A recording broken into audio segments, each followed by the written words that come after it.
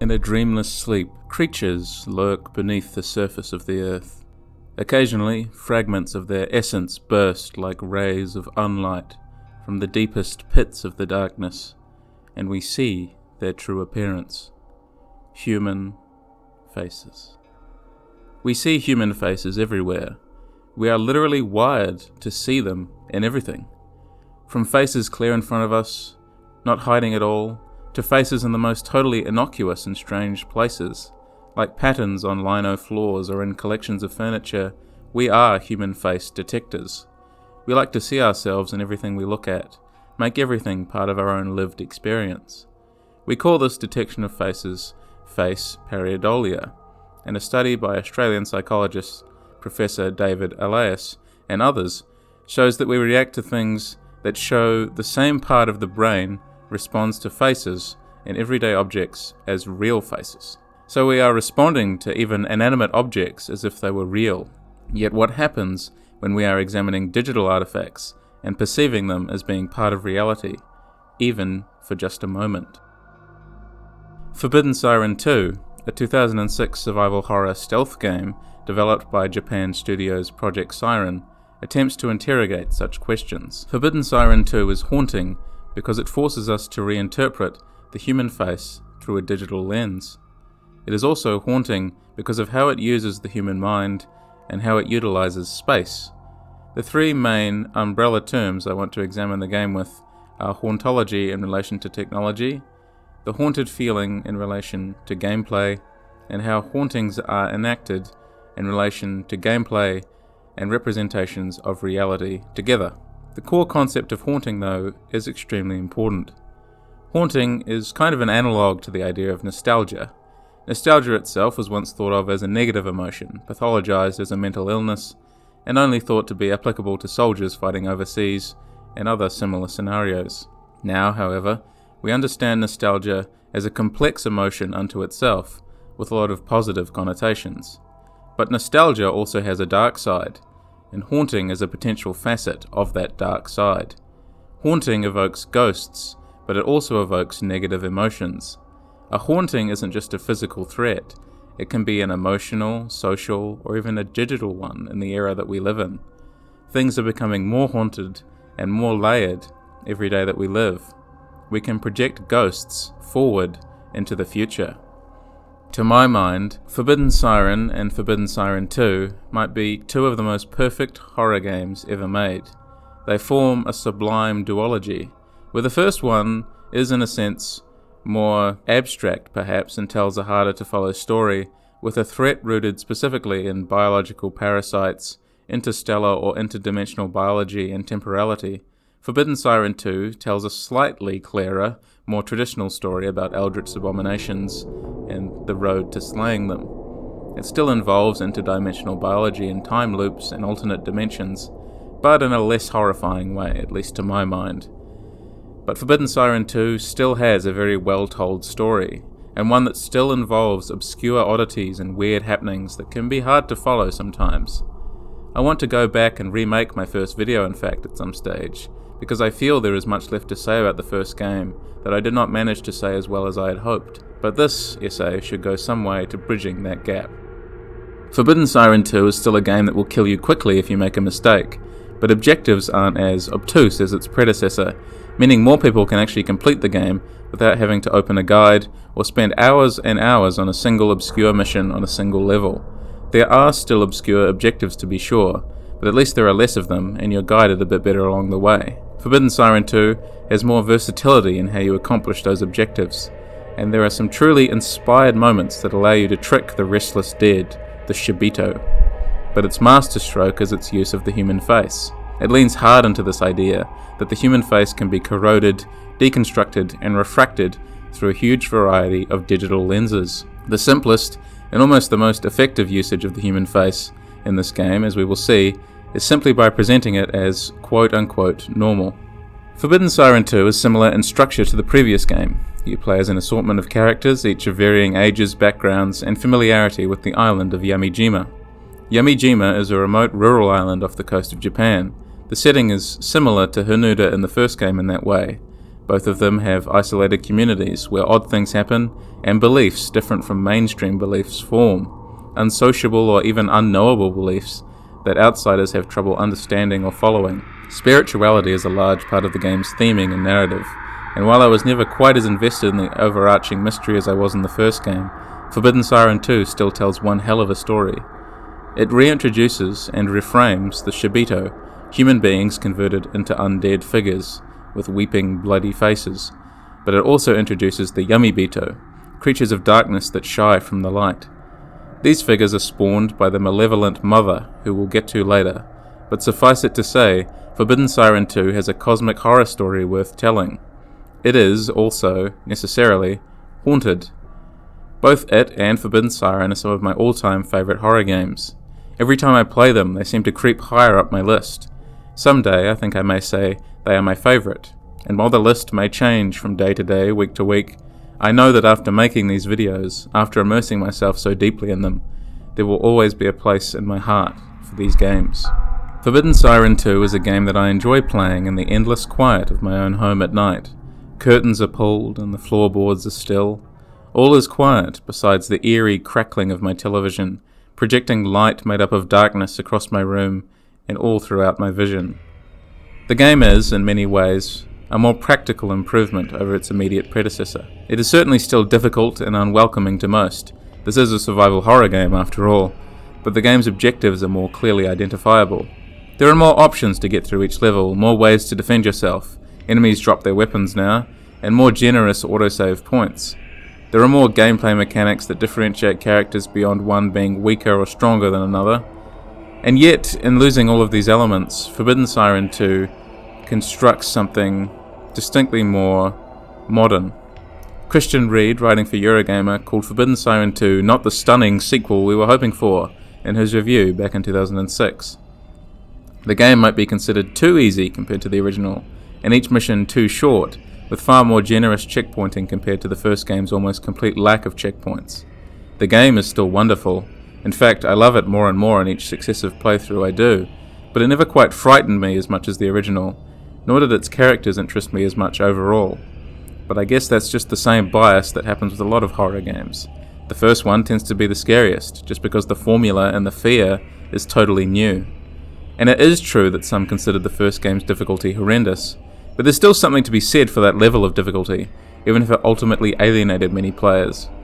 Because for those who choose to stick it out, the masochistic difficulty can transform into something truly rewarding beyond measure. At least, says the video game masochist over here. Forbidden Siren 2 does have a hard difficulty though, and that hard difficulty is legitimately transformative. It gives enemies new and more powerful weaponry, and changes the enemy spawns and levels, making things just that much deadlier. By changing the levels, we all of a sudden change our approach to how we play. It is my ideal way, in fact, to see a harder difficulty presented in a game. But Forbidden Siren 2 can still retain a bit of a good challenge, even on normal, after the game's learning curve is done, particularly as the game progresses towards the end. But, more than that, it presents a story that is almost as interesting as the previous game's dark, haunting storyline.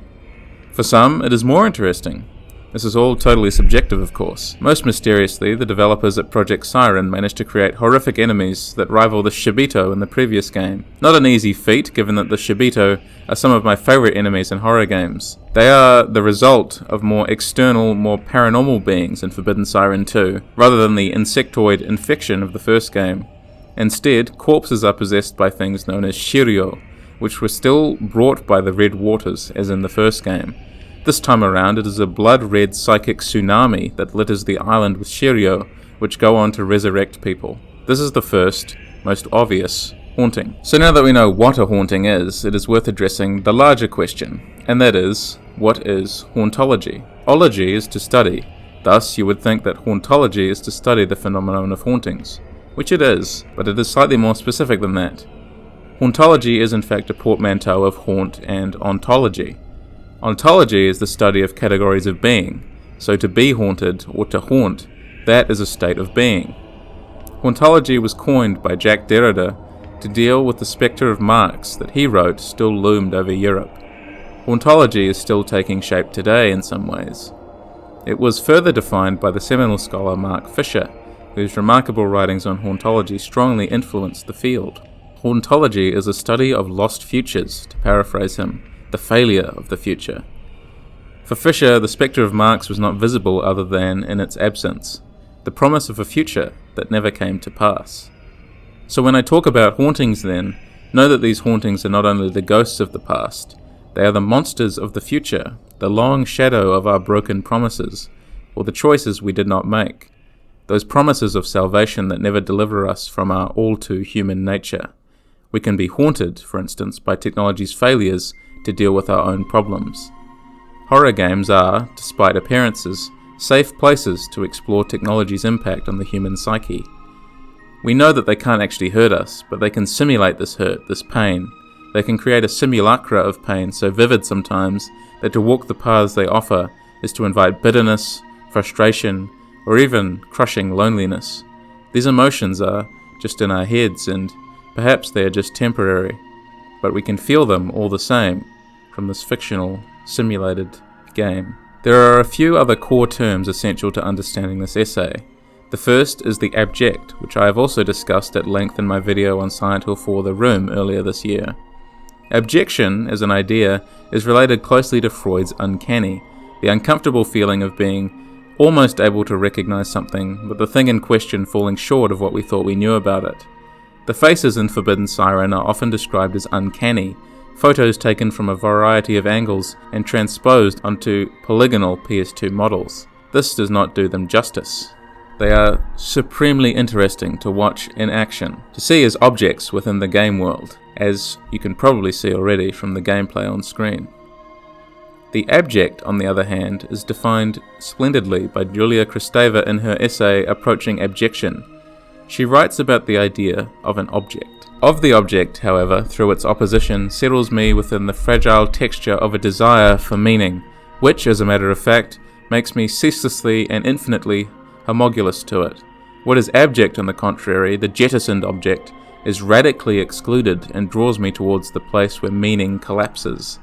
A certain ego that merged with its master, a superego, has flatly driven it away.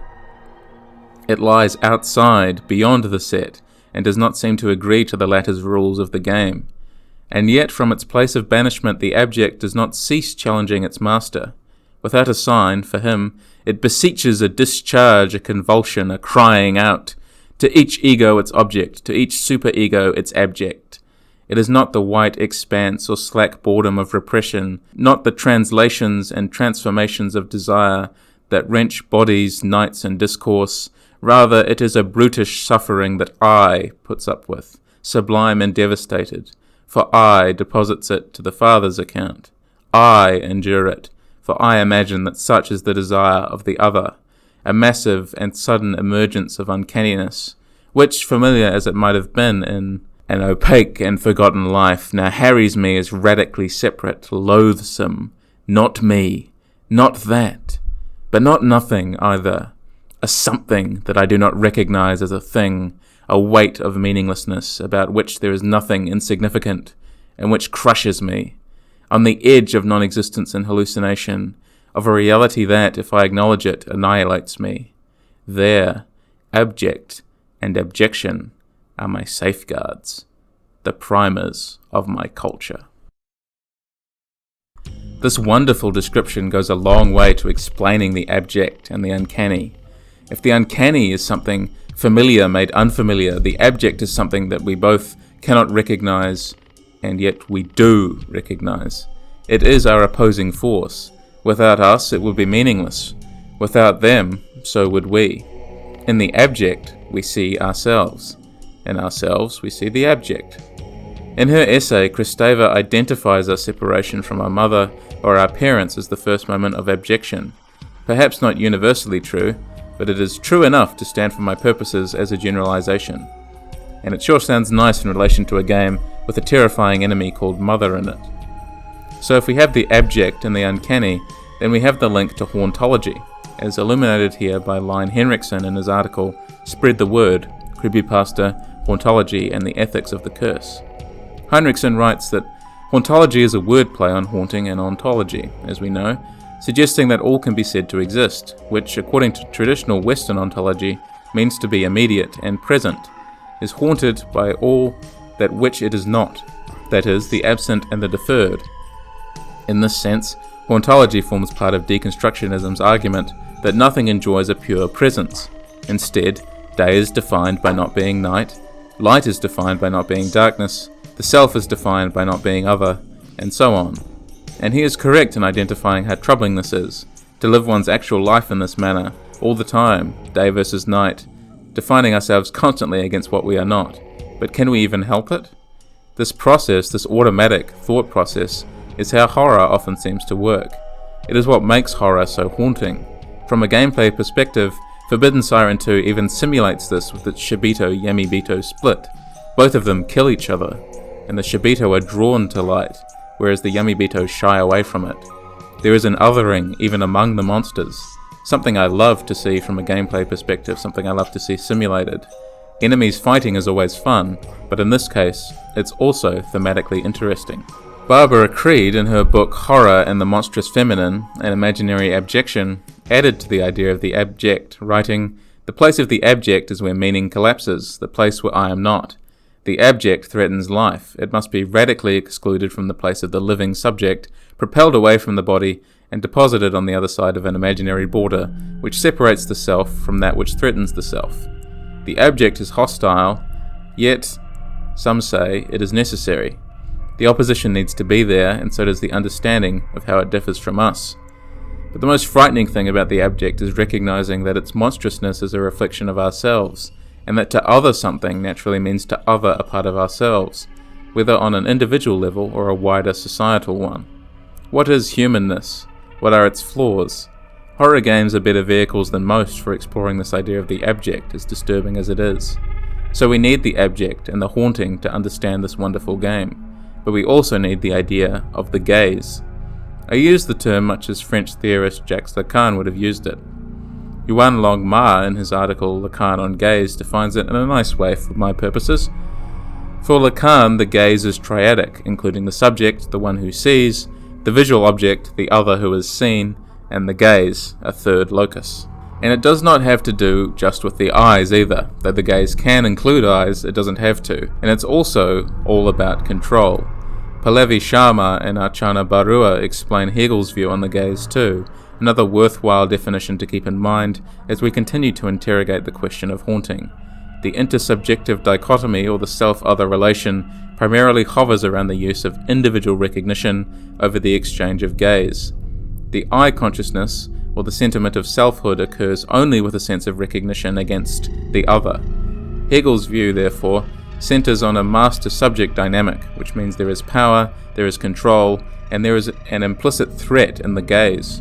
What better genre, then, to exploit that safely, to interrogate this idea comfortably, than horror? Horror plays with the gaze, and in horror games, we play with the gaze. But it is still a deeply troubling concept, and quite uncomfortable at times. Thus, I have always wondered whether there is a place for games like Forbidden Siren 2 in the modern gaming industry. It doesn't seem like there is in a big way, certainly.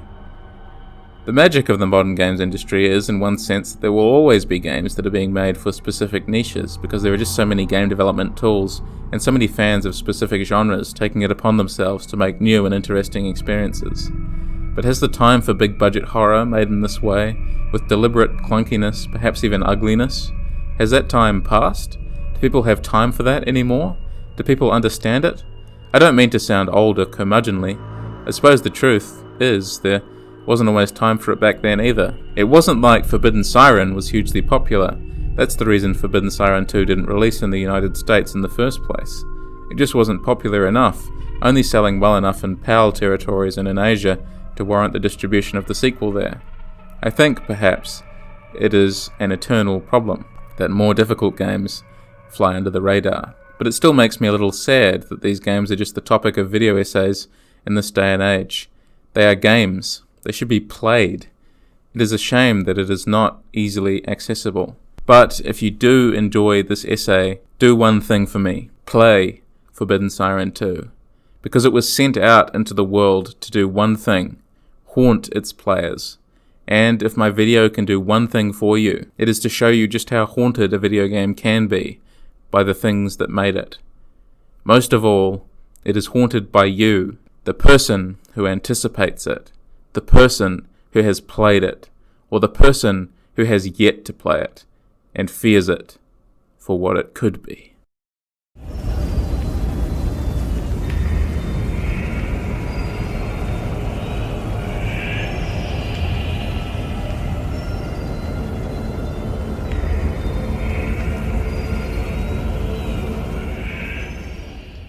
Technology can be a non-entity within video games, or rather we take technology as a given. Horror games sometimes do very little with the idea. Not so with the first two Forbidden Siren games. In Forbidden Siren 2, to be sure, no longer are we quite so haunted by the elements of older technology that permeate the game, that attempt to make it feel much more stooped in the past. Forbidden Siren 1 is better at that. But there are still elements that make it feel authentic, and many new twists and turns that retain that haunting feeling. Technology still has a role to play, albeit a different one than in the original. To begin this section then, let us consider a network. Think of the word network and play word association with it. What is the first thing to come to mind? When we think of the word network, almost reflexively, people today tend to think internet or social media or something along digital lines. We think about technology. A network is technology in the modern view. But network is a bit more of a flexible word than that, a word with a longer history. A network is a grouping of things connected by something. A road can be a network. A road is not digital. A family tree can be a network. A friendship group can be a network. Networks are everywhere. They are omnipresent. Networks can be fiction too. David Chicarico defines network fiction in his book Reading Network Fiction as something that is emergent and recombinatory, and they exploit digital technology towards these ends. In this context, video games are positioned to leverage the very idea of a network as something that is emergent, rather than arboreal narratives, as Chicarico describes classic pick-a-path narrative books, which have a single trunk and a set of branches down which one can travel. Network fiction prioritizes the emergent narrative. While Forbidden Siren 2 is not necessarily a network fiction, it is extremely well positioned to engage with the idea of a network, perhaps better than any other horror game I have ever seen. And it does so in a way that plays, even unconsciously, on the idea of a network being emergent and recombinatory. Sightjacking is the series' unique mechanic that still distinguishes it very strongly from other horror games. Sightjacking is the act of seeing through your enemy's eyes. By holding down the L2 button, your playable character stops in their tracks and focuses inwards. Our viewpoint shifts from a third-person perspective, our camera situated behind the character, to a first-person one. The first thing we will see is likely a burst of ugly static. This is not only pretty spooky, it is an indicator of the presence of haunted technology. We are haunted by older forms of technology. This is one of the ways in which static television survives, as a malevolent, ugly presence, bursting in and disrupting our normal experience. Yet the use of static also cues us in to recognize the sightjacking mechanic as a novel network unto itself. We can change the channel by tuning our sight. Rotating the left stick, we flick through the channels of vision. These other visions, though, are not our own. We can see through not just the eyes of our allies, but through the eyes of our enemies in the area. We are, fairly uniquely for a horror game, made to share in the experience of our enemies. This remarkable turn is not just frightening from a gameplay perspective. Watching an enemy lumber toward your hiding place is always disconcerting, putting you on the edge of your seat each time. The act of viewing the world from another's eyes makes us rethink how we view our foes. Yes, they will gun us down or bludgeon us to death if they catch us. Death is quick in this brutal game. But we are all connected through the same network. We can control this network to a degree. We can even emulate programming a television remote. By pressing one of the face buttons, square, X, triangle or circle, over one of the viewpoints, we can tune that button to the viewpoint. We can flick between them at will then, as though we are flicking through television channels. We create a network, but we create a network out of the human mind. We link our mind and the mind of our still human allies, or our dog, to the minds of the monstrous other. And in doing so, we recognize that they might not be so other after all, at least in some cases. A network does not necessarily guarantee harmony or happiness, but in creating a network, a series of relations, we at least begin to acknowledge the impact we have on them and the impact they have on us. As we view the world through their eyes, we hear ragged breathing, distorted and disturbing.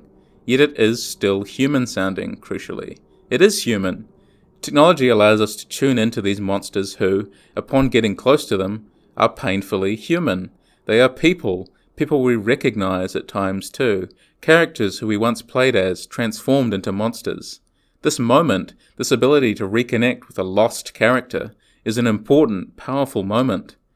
And this network of human and monstrous minds becomes even more complex when you add in two new ideas, which are new to Forbidden Siren 2. First is a tool that addresses the difficulty complaints in the first game. When we are near an enemy, there is a gentle pulse from the controller, a rhythmic heartbeat that lets us know something is threatening nearby. But it also reinforces our closeness to them. We share a heartbeat. This is an enemy who we could very easily become. We hold their heartbeat in our hands. The Shibito are zombie-like, being possessed after they die. We know that it could very easily happen to us. Death seems but the first step in this awful reality. When we die also, we watch our death play out at the hands of our aggressor. The camera flips automatically to their presence, watching us flail around and die. And it causes us to reflect on the violence that we ourselves enact. Yes, the Shibito can never truly be killed by us. They will always get back up to repeat the cycle. But so too shall we if we keep playing the game. We will reload our save and kill again. We are killing in the name of our species, in the name of survival. This idea is especially evident in the ending for Yorito Nagai, the last surviving human soldier. He wakes after the final boss in a world of Yamibito and opens fire, but the Yamibito in this world are the normal ones. Yorito is the outsider. He is the odd one out, the threat, the monster. And yes, humans are monsters is not a new horror plot point, far from it, but it is rarely done so elegantly as in the use of the gaze and perspective through technology and gameplay that we get here from Forbidden Siren. We have already played from a monster's perspective in these games before, watching with horror as Tomoko Maeda in the first game is revealed to be a Shibito, just as she manages to reunite with her parents. There is a similar turn in this game.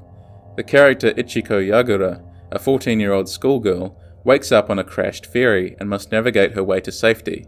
But eventually we discover that Ichiko is a facsimile, a fake person, called fittingly a simulacra. While at first she retains her human instincts and feelings, she is taken over and possessed by the murderous creature that took her into the ocean and then spawned a clone of her.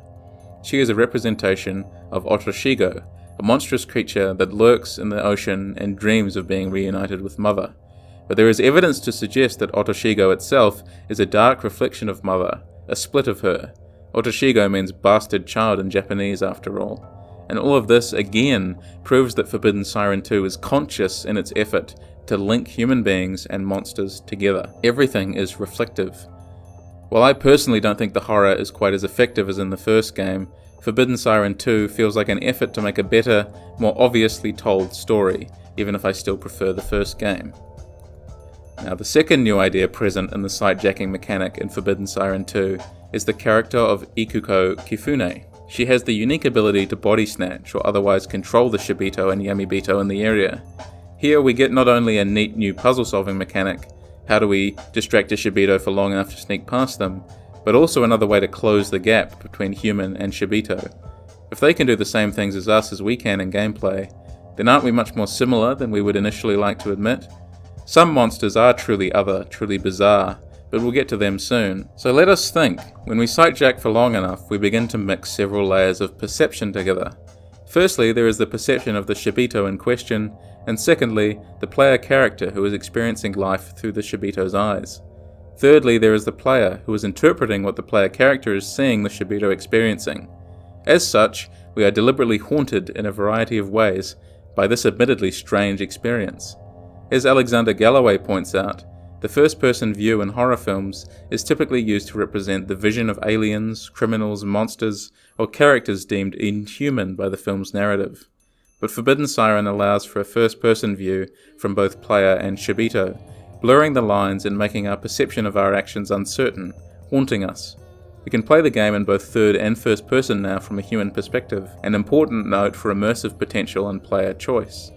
But regarding sightjacking, this new kind of first-person perspective is important because of how we understand the more familiar first-person perspective, playing normally from a human or identifiable character's viewpoint.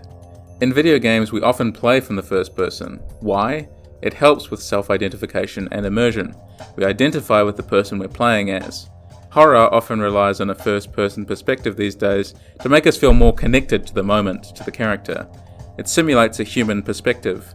But when we play as a Shibito using Kifune's powers, we identify with them, even just for a moment. Through play, we understand them. Through technology, we are connected to them. But through this, we also understand what they are not. They are not permanently controllable. They are not friendly.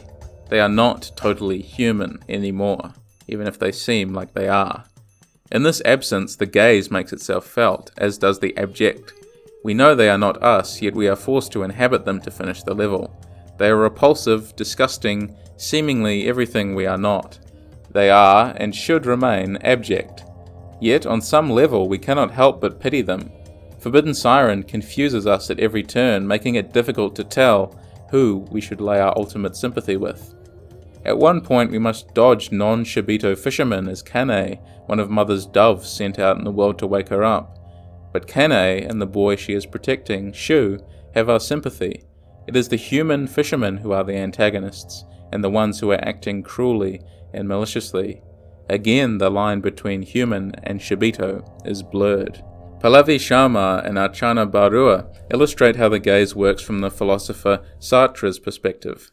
The constitutive role of the look or gaze, which can give a different orientation to the lived situation through the construction of newer meaning and identity, e.g. in the social and political spheres. In this sense, vision no more remains limited to the traditional understanding as receptive medium, but thematized as one of the formative components of that situation. More than a representation, vision, considered through the look, is based on the notion of force. In utilizing our gaze on them, we emphasize force. Vision is weaponized, but they can also turn it back on us as they creep towards our hiding places, or show violence from their perspectives. But I find myself still leaning towards what Lacan has to say. Lacan writes that the gaze is not located just at the level of the eyes. The eyes may very well not appear, they may be masked. The gaze is not necessarily the face of our fellow being. It could just as easily be the window behind which we assume he is lying in wait for us. It is an X, the object, when faced with which the subject becomes object. In this moment, horror games and the gaze are revolutionized, or at the very least you should feel electrified at this notion. Far from merely leveraging eyes, Lacan now leverages every facet of human paranoia with the gaze. The gaze is about control in all its malevolent forms. The horror game is uniquely positioned to exploit that control, to weaponize it, but in a safe way. We might be voyeurs, or we might be victims of voyeurism, but Forbidden Siren makes us think about the relatedness of our gaze. Who do we ultimately sympathize with? How are networks technologized? And where does this ultimate power lie? In the hands of the predators, the Shibito, or in the hands of the alleged prey, us? To us, the Shibito are abject, repulsive monsters that threaten not just our way of life, but our mind and our reality, our beliefs. But likewise, we are abject to the Shibito. We have some form of control, but that control is subverted. Shibito break away from Ikiko Kufune. Kifune, Kane, Yuri Kishida, Akiko Kyoto, they are all drawn into Mother's power one way or another. We use their vision to sneak past them, but there are so many creeping, terrible eyes. It is also worth considering the game's other technologies. Film grain, as used in a filmic context, helps to add a sense of authenticity to the work in question. Games have long sought to achieve the artistic respect that films enjoy, and Forbidden Siren 2 is, in some ways, repeating this attempt. This game's story is deliberately cinematic. In vignettes before missions, the screen is crushed by filmic black bars, and characters speak to each other or themselves, without our input. Yet film bars do not simply reflect a desire for games to be like film. Film theorist Lucy Fife Donaldson argues that grain can be used expressively, perhaps to indicate shifts between time periods, which links us back to seeing the past more generally as textured and the passage of time enacting an erosion of the clarity of our views of it. The game's framing, that you are playing a set of non-linear events after a disaster, is assisted by the cultural capital present in film grain. Forbidden Siren, through tech, therefore sets up players to believe in a haunted reality. This belief is established through what video game scholar Hans Joachim Bach calls analog to digital transcreation. In the context of Forbidden Siren, we can understand this as the first type of transcreation that Bach describes, known as individual transcreation. Individual transcreation tries to recreate the features of a specific analog text in the medium of video games, and does so in bits rather than holistically, creating a fragmented text that feels more haunting for its absent pieces than we would expect to be there in a film. Forbidden Siren definitely leverages technology in every way it can. And photos can be seen as intrinsically related to death, as witnesses of a time that is now gone forever. As Barthes argues, every photo hides within itself a special relationship with time, the broken time of this has been, a catastrophe that has already happened. This catastrophe is prevalent in horror games that pursue realism or utilize artifacts from outside the game world. While we may be reminded of its gamic qualities when we finish a mission and the screen says, "Mission completed," we are still taken back to a rigid bureaucratic menu. We can look through archives. There are elements of realism that go deeper than skin level too, and the game's social awareness and how it uses the gaze, as we've been discussing. And yes, we can argue about what realism is all day and what it actually means for a game to pursue realism. What is reality anyway, as Silent Hill 4 The Room asked of us, and as I explained in my video essay on it. But suffice it to say for now that Forbidden Siren 2's reliance on real photography has had real-world consequences, even setting aside initially how it makes us feel as a player. It may be impossible for the game to be re-released, as one of the characters, Major Takeaki Misawa, is voice acted by Pierre Taki, who was convicted of drug use. Pierre's likeness was removed from the game Judgment because of this, and it is possible that Forbidden Siren 2 is languishing in digital obscurity, or worse, decaying, because Pierre played Misawa. But putting aside our world for a moment, we can consider how technology is utilized within the world of Forbidden Siren. Derrida writes in his book Spectres of Marx that to haunt does not mean to be present, and it is necessary to introduce haunting into the very construction of a concept. Derrida's assertion is clear, that what we are haunted by is not necessarily what we see in front of us. The real fear does not have to be present.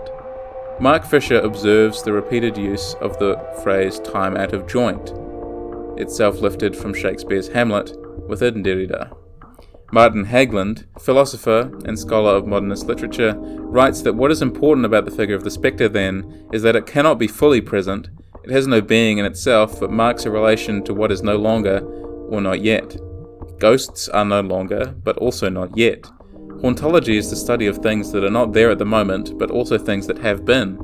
It is the study of things that cast a long shadow.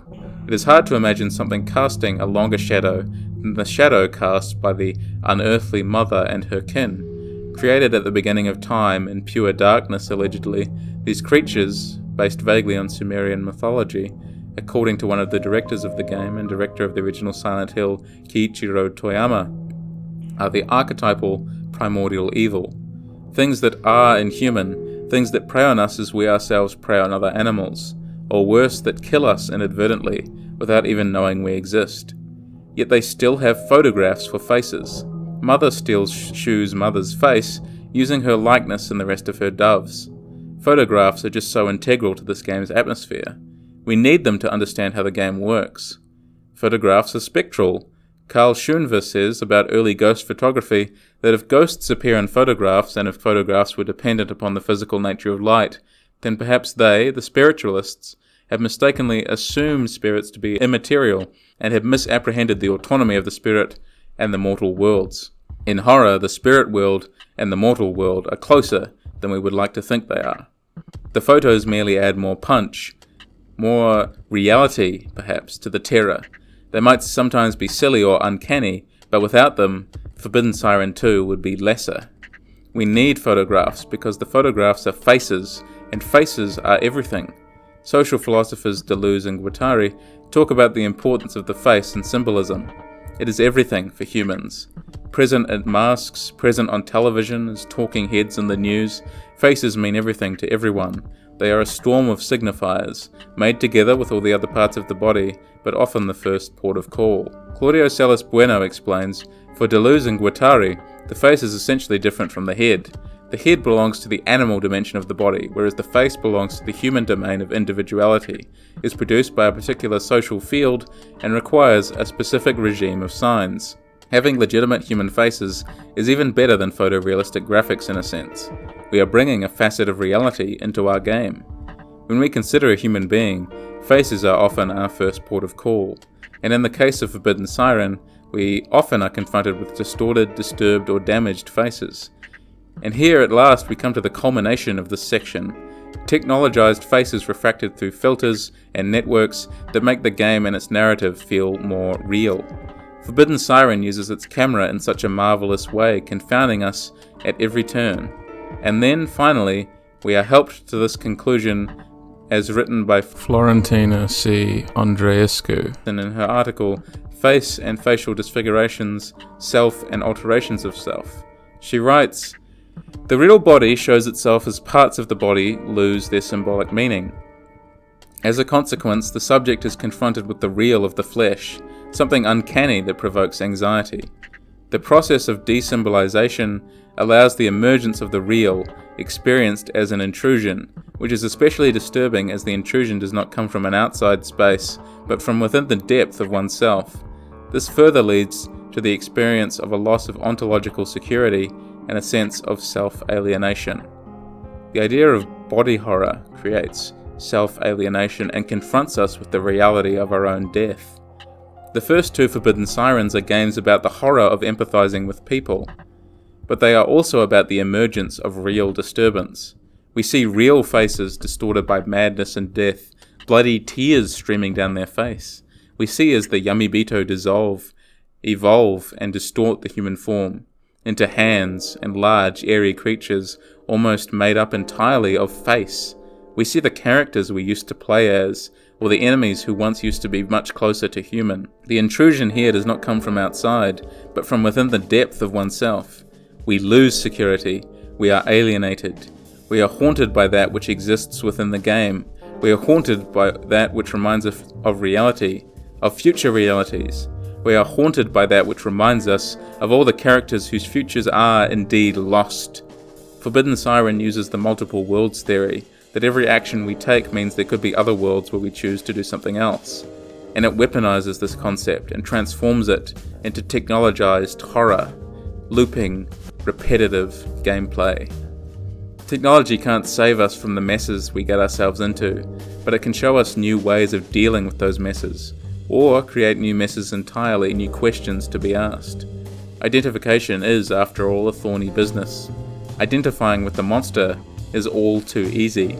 And at the end, as Yorito Nagai unloads his weapon at Yamibito families, we understand, all too late, what was abject was, perhaps, always something far closer to home than we realized. Without photographs, without faces, Forbidden Siren would not be as good as it is. It is a beautiful, awe-inspiringly dreadful, frightening game. And now, more than ever, we need games that raise questions of empathy and identification, what it means to play with these things in dreadful times.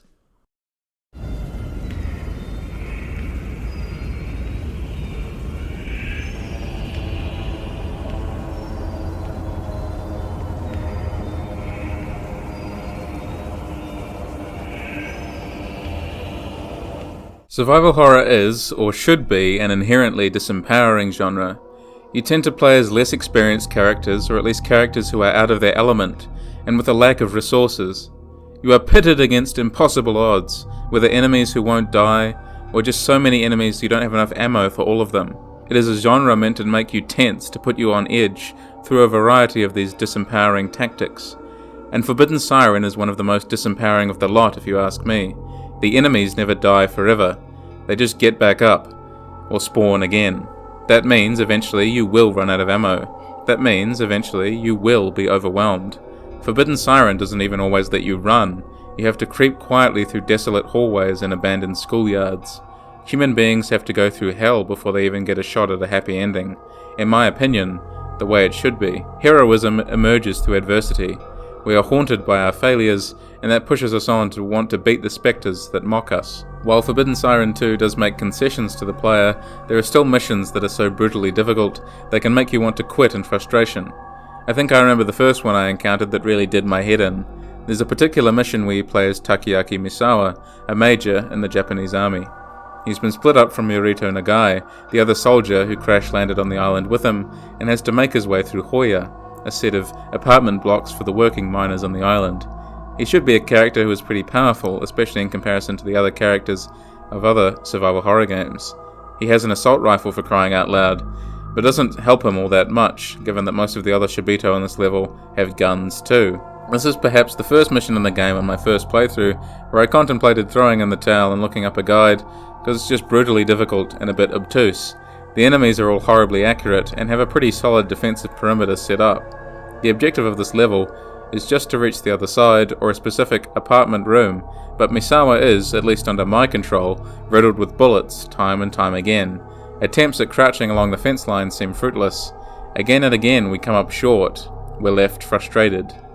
If we dial it back a little bit though, we can see that the controls are a necessary component for generating fear in both Forbidden Siren games, much to the chagrin of many who struggle through early survival horror titles. Horror game and media studies scholar Bernard Perron calls survival horror controls notoriously clumsy.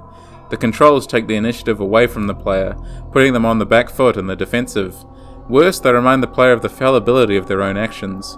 They ground us in the game's world via embodiment. Perron argues that horror games do not need to be believable, they need to be thrilling, and thrilling through bodies. The controls simulate a body that is unable to fight back effectively. This haunting factor is unique to video games because they have allowed for the player to be the one responsible for guiding the character out of danger. When the player recognizes the difficulty of that action, as opposed to sitting on the couch and pointing out the inevitable failures of horror movie characters, they inevitably fall prey to this haunted feeling. How do we deal with time, though? Time is a thorny concept in both Forbidden Siren games, which are both preoccupied with the idea. The story is clearly signposted and divided into specific time slots. The mission menu, just like the first game, is an intimidatingly large timetable. Each mission opens with a ticking clock beside the character's name. This is important beyond just a stylistic looks cool choice.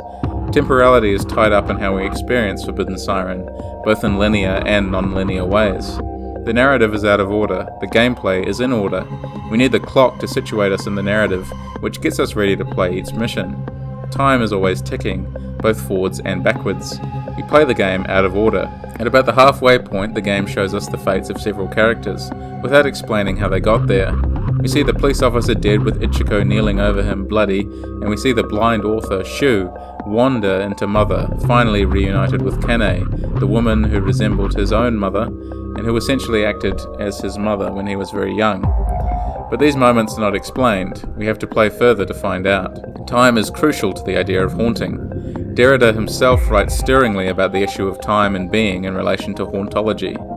Derrida writes, "If I am getting ready to speak at length about ghosts, inheritance and generations of ghosts, it is in the name of justice. It is necessary to speak of the ghost, indeed to the ghost and with it, from the moment that no ethics, no politics, whether revolutionary or not, seems possible and thinkable and just, that does not recognize in its principle the respect for those others who are no longer, or for those others who are not yet there, presently living." Forbidden Siren 2 is a game preoccupied with humanness and humanity. The blurring of the lines between human and monster, that is haunting. We are confused by what we see. In that confusion, monsters are created, ghosts are created. The gaze, typically used to enforce power and control of the dominant mode of thinking, which in our time tends to be the heterosexual male gaze, is confused even a little.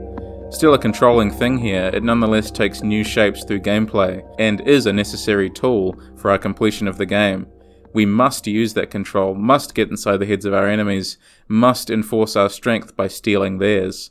Waking up on the bright wind, the wreck of the ferry, our first act as the 14-year-old girl Ichiko Yagura is to sightjack, to weaponize or subvert our enemy's vision through gameplay. Through Forbidden Siren 2, we play through various timelines and realities, all merging into one. Each reality seems to exist alongside each other, yet within each other, created by supernatural creatures. We must recognize that the hauntings in the game represent the respect for those who are no longer, and for those who are not yet there. We live and make decisions for those who are not yet there, not just those who are alive. We are haunted by our own desire to live on. The struggle represented in gameplay is our desire to see the future, and to meet those who will occupy the future. Mark Fisher writes about this as well in his book Ghosts of My Life. He says, "We can provisionally distinguish two directions in hauntology. The first refers to that which is, in actuality is, no longer, but remains effective as a virtuality, the traumatic compulsion to repeat, a fatal pattern. The second sense of hauntology refers to that which, in actuality, has not yet happened, but which is already effective in the virtual, an attractor and anticipation shaping current behaviour. The spectre of communism that Marx and Engels warned of in the first lines of the Communist Manifesto was just this kind of ghost, a virtuality whose threatened coming was already playing a part in undermining the present state of things. But then wait a moment, how do we apply this virtuality, this attractor, to the experience of playing a video game? Well, in the case of Forbidden Siren, there is both the compulsion to repeat, but there is also hauntology permeating as an attractor, shaping current behaviour, as Fisher describes. We can understand a haunting as being part of how the rhythm of a horror game works. In Forbidden Siren, though, the anticipation comes through watching the Shibito come closer and closer, but we watch them from their eyes. We anticipate the violence that is about to come towards us from our enemy's perspective. As we die, we watch as our corpse is riddled with bullets or bludgeoned again and again. Time factors into it all. The longer we wait in the shadows, the longer we spend behind our enemy's viewpoint, the closer we get to them. It may not be a traditional closeness, we may not like them, or ever think of them as more than terrifying bloodthirsty monsters, which they are, but we nonetheless are gifted with the spectre of ourselves, the vision of what we will become after gameplay if we fail, sometimes even if we succeed. The characters cast themselves into oblivion or die, regardless of what we do. We see Shu die in a cutscene at the halfway mark, but we must then subsequently play as Shu to guide him through the game to the point where he does die, where he does cause Mother's true resurrection. It feels paradoxical to do so. The non-linear way that the story unfolds conflicts sometimes with the rigid linearity of some of the gameplay and some of the levels. Because it is a stealth game at its heart, you have to hide and wait and go down the paths that are unobserved by your enemies. Some of your enemies encourage very rigid paths to be taken by you. Go here, do this. There is sometimes only one path to walk down to finish a mission. But we perform the missions out of joint. The longer we play, the more we comprehend what is actually happening. Shu sees himself as a child, looming over his father's body, begging him to wake up. Later, we see Shu as a ghost, a very traditional, literal haunting. The benefit of horror games is that the haunting does not have to be metaphorical, it can be literal. But if there are people who resume life after death, it creates another disjunction. We no longer understand life without death. We no longer understand ourselves without the abject. It contorts reality. In the world of Forbidden Siren, we deal with alternate realities and alternate timelines. We, the player, are privy to this knowledge in a way most of the characters are not. We ourselves are both confused and haunted by this knowledge. It is expressed pretty perfectly by the mission we play as Akiko Kyoto, the psychic. She can see young Shu by touching objects. The objects are haunted, the material remembers. We meet Ghost Shu, and we play the same level that we played as Kane and as Shu again, the fishing village. We wander through the same spaces, make the same mistakes, orient ourselves time and again against enemies who cannot, will not die. Kyoto herself is transforming because of a ghost's presence in her mind. She becomes Kanai. We see this transformation growing through gameplay because of the level we have already traversed as Kanai, much better than if it was all done in a cutscene. Kyoto faces off against Shu's father, now transformed into a monstrous Yamibito, mumbling things about treasure and trying to remember who he was. I am normal, he insists. Plainly, we can see that he is not. But the distress of the monster translates to our own distress, our own pity. He does not know where he is, nor what body he is in. Time eludes him. Time is out of joint. We are haunted and disturbed by what we see, and the people we cannot save. We can look into the past to find the lock to open a shed door. We look to the ghosts of the past to create the possibilities of our future. Derrida says that everything begins by the apparition of a spectre, more precisely by the waiting for this apparition. Horror is, in a sense, the perfect genre for spectres to appear. They are everywhere we look, both within the text and without. Forbidden Siren needs time to be as haunting as it is. Derrida helpfully continues, saying it is necessary to introduce haunting into the very construction of a concept, of every concept, beginning with the concepts of being and time. Sadek Rahimi's excellent book on hauntology, The Hauntology of Everyday Life, further delves into the idea of haunting. He says it merits great emphasis that haunting is not simply brought about by the loss of an object of desire, real or imagined. Haunting is about a nullified possible future that a bygone existence, be it the self or another, was experienced to promise. What haunts is not that which is gone, it is that which was expected to come but whose condition of arrival has been foreclosed, and the ghost is an advocate of the promised future that was unrightfully cancelled when the past was destroyed. Shu's ghost is emblematic of all that is lost. He is an author. That potential, the potential for more books, for more stories, for more gameplay, that potential is lost. We recognize that as a haunting. Time rushing away from us can be terrifying, and worse than that is reflecting on all that we, as individuals or as a collective, may have lost. But, as Rahimi continues sublimely, what is more impactful than to understand and unpack the present for what it is, and for all that it is? Hauntology within the context of horror gameplay is the rush, the thrill of unpacking the present, of realizing that the present is a constant attempt to manage our past actions, everyone's past actions, with a restless anxiety about the future.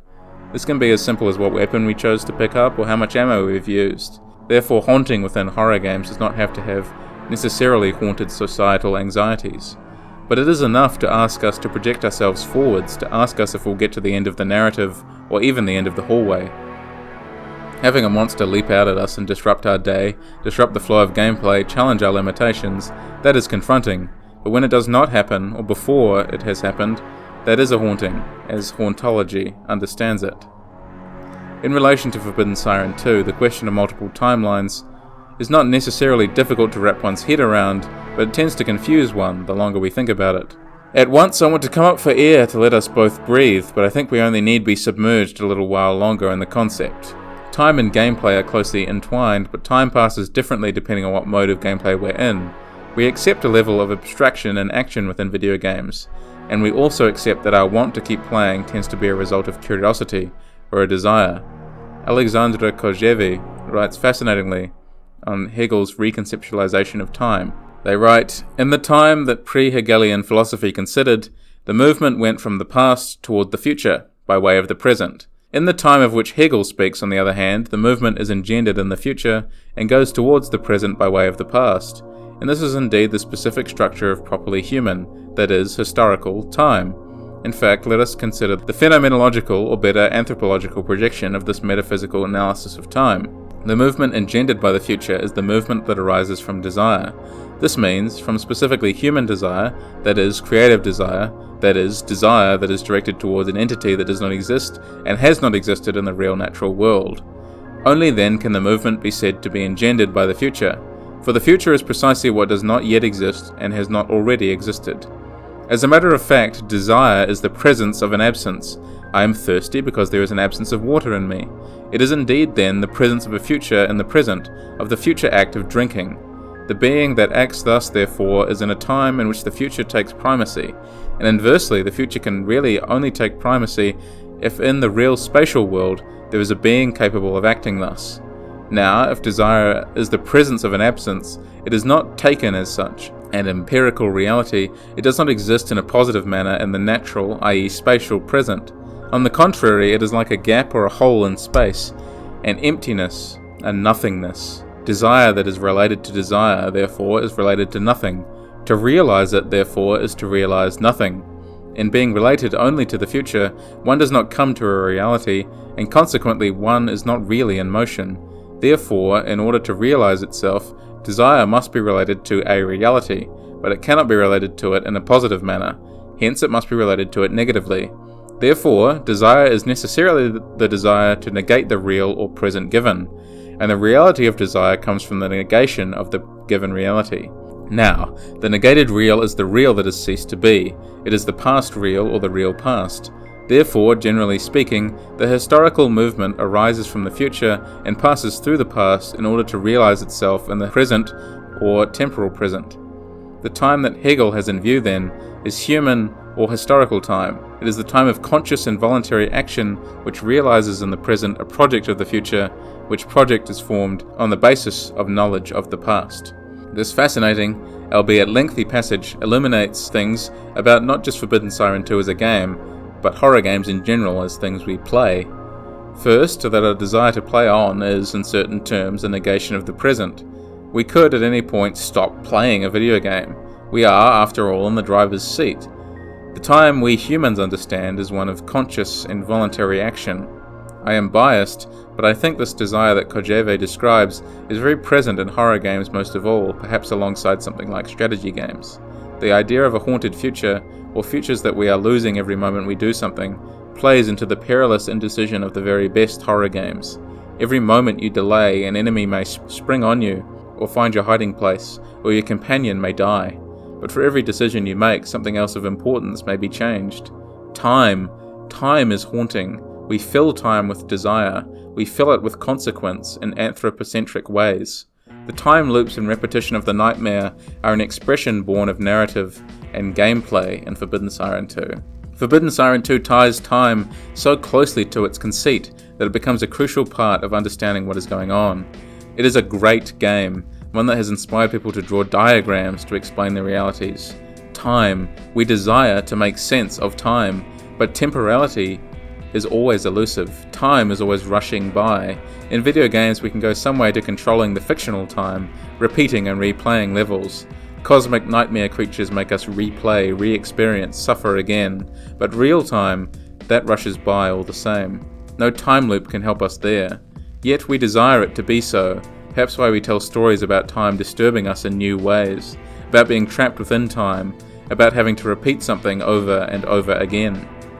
There's a hidden, scored, timed mission along the lines of Resident Evil 4's Mercenaries mode, where the protagonist of the first game, Kyoya Suda, must face off against wave after wave of Yamibito enemies. Kyoya apparently never left the underworld. He has just been slaying monsters with the legendary Uryan magic statuette weapon and Homurangi sword. This is a really fun extra mode, but it's also one that reinforces the haunted nature of the game. The previous game's protagonist is still trapped in the underworld. He has gained mythic status. He is the one responsible for the XX Hanuda massacre, now a part of this world's Japanese myth, but is nonetheless still corralled, still controlled by the forces of darkness.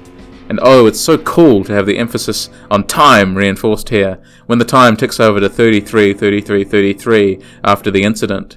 3 is a lucky number in Japan. It symbolizes creation, time, past, present, and future, and the 3 elements of body, mind, and spirit, according to the website Wandering Tanuki. And isn't that just kind of neat? Desire and the gaze are also closely intertwined. The gaze is often an expression of desire. We can use the Shibito to see our objectives half a level away.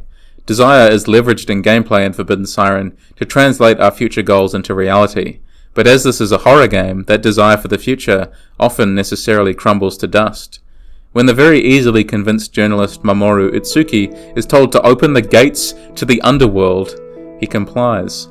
But we find out that he complies for sympathetic reasons. His backstory tells us that he was the only friend to a girl who was mocked for a birthmark. When he made an insensitive comment, she tried to commit suicide. Thus he trusts women implicitly, unwilling to make the same mistake again, haunted by that failure, but he himself fails to recognize that opening the gate to the underworld is not exactly a normal request, particularly when Yuri Kishida begins to chant the series' chilling theme song to summon spectral beacons. You think he should have asked at least one question. We comply, for there is no other reason to progress the game. But whatever ideal future Mamoru Itsuki saw, whatever past deficiencies he was haunted by that he wanted to make up for, in helping out the damsel in distress, Yuri Kishida, those thoughts and things are erased when the game weaponizes the face in its most famous moment, when she unbuttons her shirt and reveals her chest as an enormous, smiling face. The future can really take primacy only if, in the real spatial world, there is a being capable of acting thus. In the spatial world of Forbidden Siren 2, we are the actors that allow the future to take primacy. We see in ourselves as players the opportunity to resolve things, to see the story through to the end. We take actions that allow that ending to come to fruition, whatever it may be. We are following a path, but it is nonetheless a path we can chart on a micro level.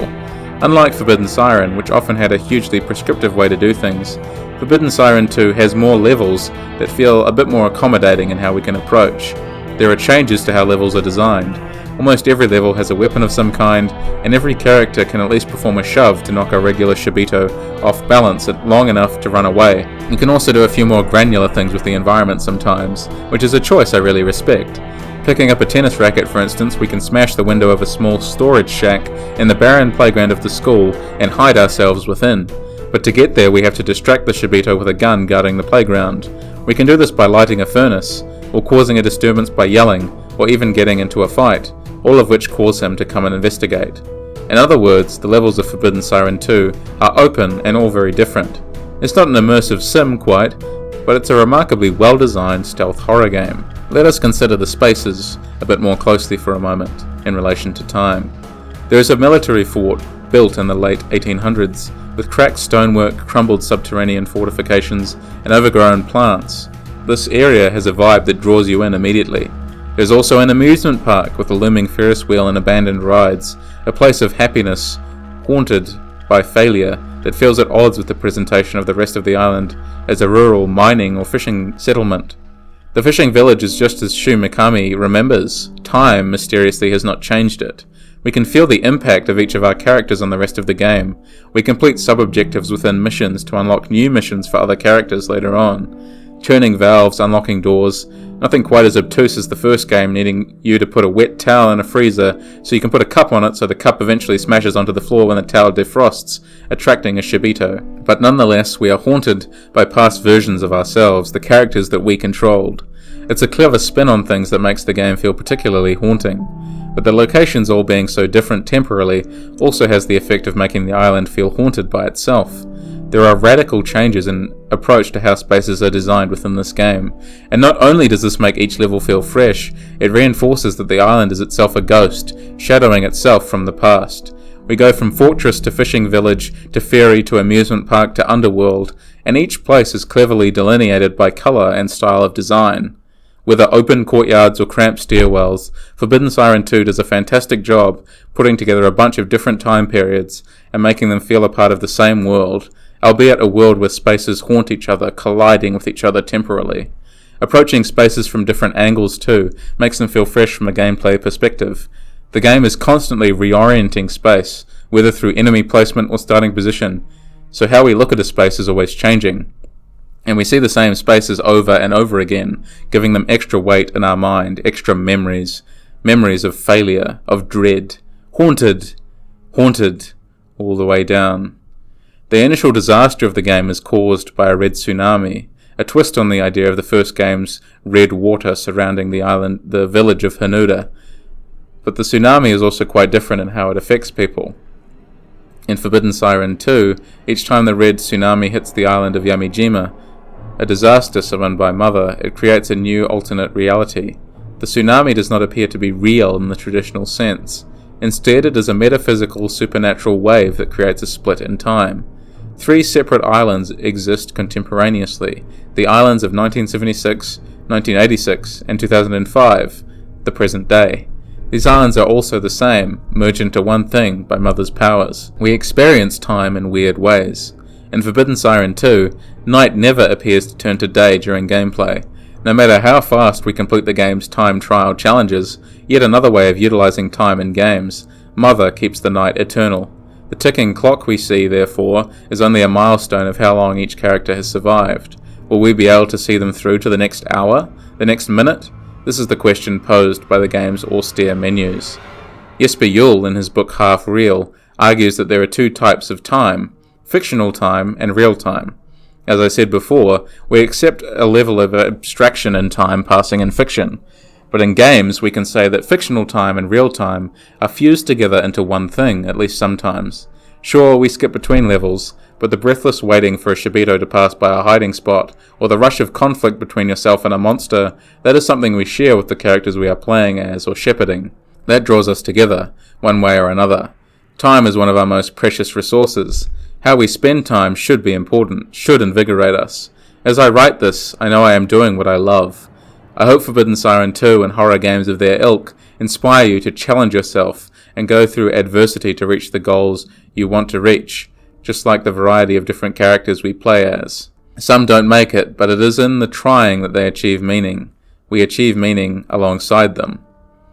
All the various characters are differentiated in gameplay by not just the weapons they start with and their personalities, but even by the way they move. The soldiers move quickly when crouched, clutching their weapons in a disciplined fashion. They fire more accurately and respond more quickly to commands given by the player.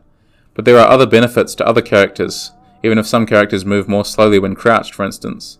Soji Abe, for instance, has a hunting trap, which he can lay for Shibito and Yamibito to fall prey to. Shu Mikami cannot see. His regular gameplay is played exclusively from a first-person perspective, rather than other characters who can switch at will. Shu's vision is also a blurry mess, maybe okay to navigate if you know the path is clear and straight, but most of the time Shu needs to be viewed through someone else's eyes, like his dog, Tsukasa. Shu, however, is our first playable character, and we play him as a kid who can see, before the traumatic incident that caused his blindness in the first place, the drowning of Kane. Thus, through gameplay, Forbidden Siren haunts us directly with narrative consequences. We learn to play the game as a child, and then later, when we resume playing as the adult version of Shu, we can only really control him through the eyes of others. In a way, just as we control everyone else from a third-person perspective. The gaze, again, controlling everywhere, but haunting too. When Shu looks upon his child self over the corpse of his father, he can say, simply, "That's me." Haunted by the past and reconfronted by the lost future. The future he could have had with a loving father who liked to go treasure hunting with his son. It is also interesting to consider the various impacts of combining different characters together. This game has a lot of moments where we must escort characters who we were playing as before.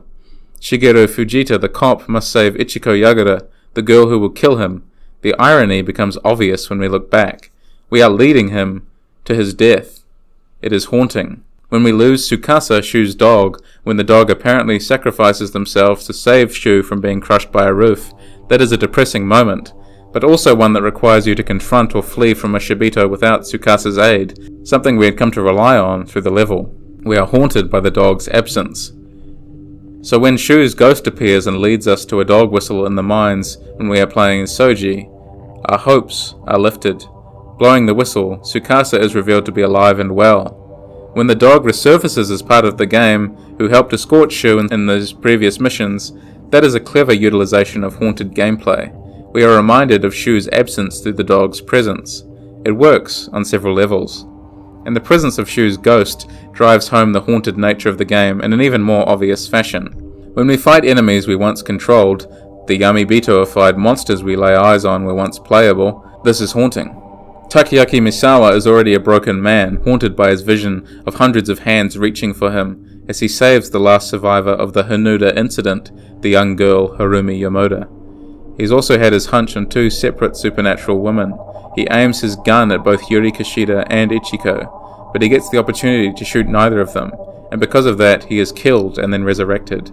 He is a deeply haunted character. His intuition's not able to save him, as he is consistently denied that chance by the narrative. What a lost future that is. When he is transformed into a giant, disturbing hand creature with an enormous face, well, that's fucking terrifying, but it's also haunting. The face of the character is weaponized, the photographic human face blown up and out of proportion. The intersection of uncanny reality and technology haunts us, just as it does when we see Kishida's chest face merge with Mother. It is nasty, it is unique, it is creepy. I've never seen a game weaponize the human face quite like this. But it is also notable in how it prompts our own vulnerability. Everyone dies, everyone becomes Shibito eventually. It is an unavoidable fate. Takeaki Misawa was already unstable, taking unnamed pills and taking aim at his comrades. He sees an awful vision of Harumi Yomoda as a Shibito at the end of one of his levels. We sympathize with him, we come to empathize with him very, very deeply. As a Yamibito, he yells at us incoherently, "Why don't you like me?" We don't know who he is referring to, but it makes you feel for him, even as he threatens to murder us. He may in fact be speaking directly to the player. Don't you remember me? Why don't you like me from before? He is a tragic monster, a disgusting, abject thing, but a disgusting, abject thing with a human face, a human personality. The cop, Shigeru Fujita, talks about trying to cuff you, even as he tries to riddle you with bullets, even as he appears truly monstrous. He is haunted by himself, by his past. He cannot reconcile who he was with what he has become. And what is more haunting than that? Shibito yelling things at us, talking to themselves. These are but reminders that they are or were people. They might be bloodthirsty killers now, but they're still people we could know. Neighbours, friends, acquaintances, all of them can occupy your imagination as Shibito, transformed into murderous killers. Because these aren't just generic zombies who you mow down. These are people who never die. These are monsters who never get to rest, aside from a few specific cases when you perform the ritual with the purifying Makoju tree branches. These branches are haunted, connected to the island's history. Anyone who was born on the island seems to have a Makoju branch destined for them, to ensure they are not resurrected as monsters. The island's culture has an effect on the gameplay, yet another haunting, just like the beliefs of the Hanudans I spoke about in the previous video. Culture is itself a haunting as we enact beliefs instilled in us almost automatically by the place we live and the people we live around. It is also a lost future. What things might we have done differently were it not for the culture that surrounds us? Forbidden Siren uses the culture as a living, breathing part of the world, and a part of the world that synchronizes with the gameplay at key moments. The belief of the world is a part of the game, and a crucial part of the hauntology of Forbidden Siren 2. For those who cannot be purified by the Makoju tree, it is terrifying to think that for all the times we have to repeat missions over and over again, we kind of enact the life of a Shibito ourselves. We repeat over and over again, doing the same actions, hoping that the next time will be the time we perform the task, that we will remember what we were here to do. But at least for us, there is an end, there is an escape. When we watch the Shibito ambiently, we watch their misery, their confusion, their hatred, human mind replaced by something else. But still, as we've discussed, human elements remain. Horror games like Forbidden Siren are deeply human. The trauma the characters go through is one that we share. They are intimate in that sense. We are privy to their suffering in a different way to a book or a film, while we can still get intimacy and deep understanding and empathy from other forms of media. Games allow us to experience time alongside the character in gameplay sections. Games allow us to play with recurring nightmares, with cycles and repetition, and endless nights and reviving enemies, unfolding before us in purportedly real time. Forbidden Siren 2 is a challenge put against the player. Can you guide any of these normal people to safety? I know that I am haunted by the failure to see them through, even if many of their fates are predetermined. Jesper Yule writes that a flash forward generally means that the outcome of the game is determined, and hence is not a game, whereas an interactive flashback can render the present impossible if the player fails to complete a task. Not a game, huh? Forbidden Siren incorporates the tension inherent to many horror games and makes it more obvious. Our character might suffer a terrible fate, but it is our job to make them suffer that terrible fate. By virtue of playing with them, we are the ones who share that fate. We are the receivers of that pain. Together we are enjoined in pain. We carry characters like Shu with us. Tragic Shu, who just wants to be reunited with Kane, who he loved as a dear friend and a mother figure. We understand that pain because we played it. We play as both him and Kane. We lose her alongside him, and even if what she wanted to do was evil, she retained her humanity in the face of Mother's machinations, and tried to save Shu from it all. When she dissolves in the water, we are haunted by their failure, by their lost future, so we understand when Shu frees Mother by being devoured by her. Co-director Naoko Sato says that she felt a great sense of charm within creating a story for a game, not other media like films or novels, because of the part where the player actually holds the controller in their own hands. Through proper action, she says, the story is reconstructed inside the receiver. We are the receiver. The moment where Shu is devoured could only have been more powerful had we been forced to play it out. As players of games, we understand a desire to finish a story. We understand a desire to beat a game, to triumph over it. We can also be trusted with seeing a story through to a miserable conclusion, because we understand that very much too. Walking a character to their death, can there be any greater moment of intimacy than that?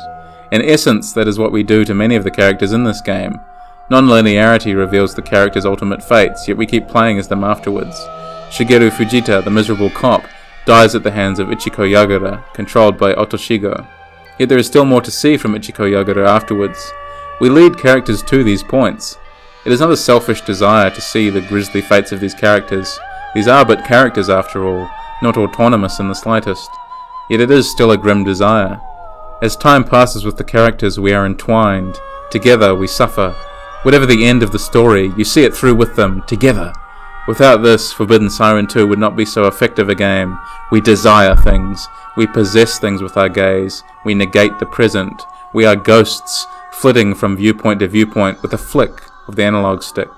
We play with the gaze. We negate the present. We strive forward together. We create lost futures with every press of the button.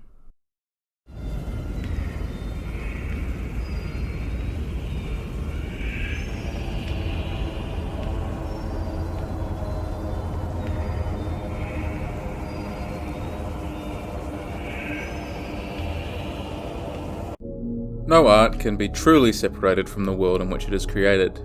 Certainly there have been attempts to recreate worlds that have since passed or worlds that have never been, but human hands stain what they touch. They leave behind lingering marks, their sticky fingerprints over everything. Forbidden Siren 2 is a haunting experience because of what we recognize about ourselves in the narrative. Obsession, confusion, hatred, love, core elements of the human experience.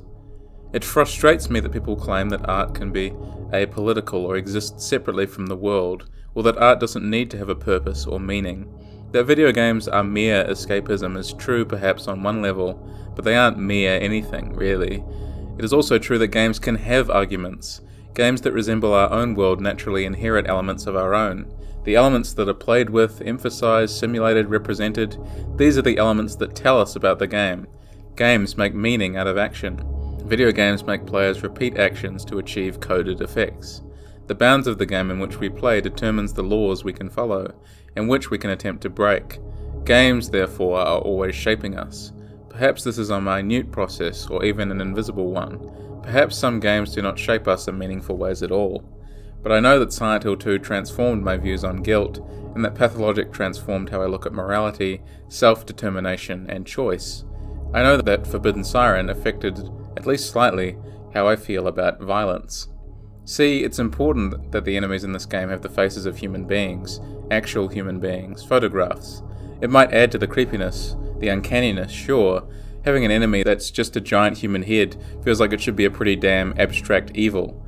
But you know also that these enemies were once human just by virtue of looking at them. Representation in video games, the building blocks of the game, the things we see in front of us, shape how we respond to them. But what is representation? How are we affected by it? For this, I turn to media scholar Alexander Galloway. Galloway writes about the cyborgization of the video game player in his book Gaming Essays on Algorithmic Culture, the fusion between cybernetic and organic. He says that games are fundamentally cybernetic software systems involving both organic and non-organic actors, and this means that both actors have an influence on each other. There is a push and pull, a tension in the representation. In fact, it elevates beyond representation at certain points. Galloway observes that there is a moment called the ambience act, where we stop playing a game and set the controller down. He writes, "The ambience act is the machine's act. The user is on hold, but the machine keeps on working. In this sense, an ambience act is the inverse of pressing pause.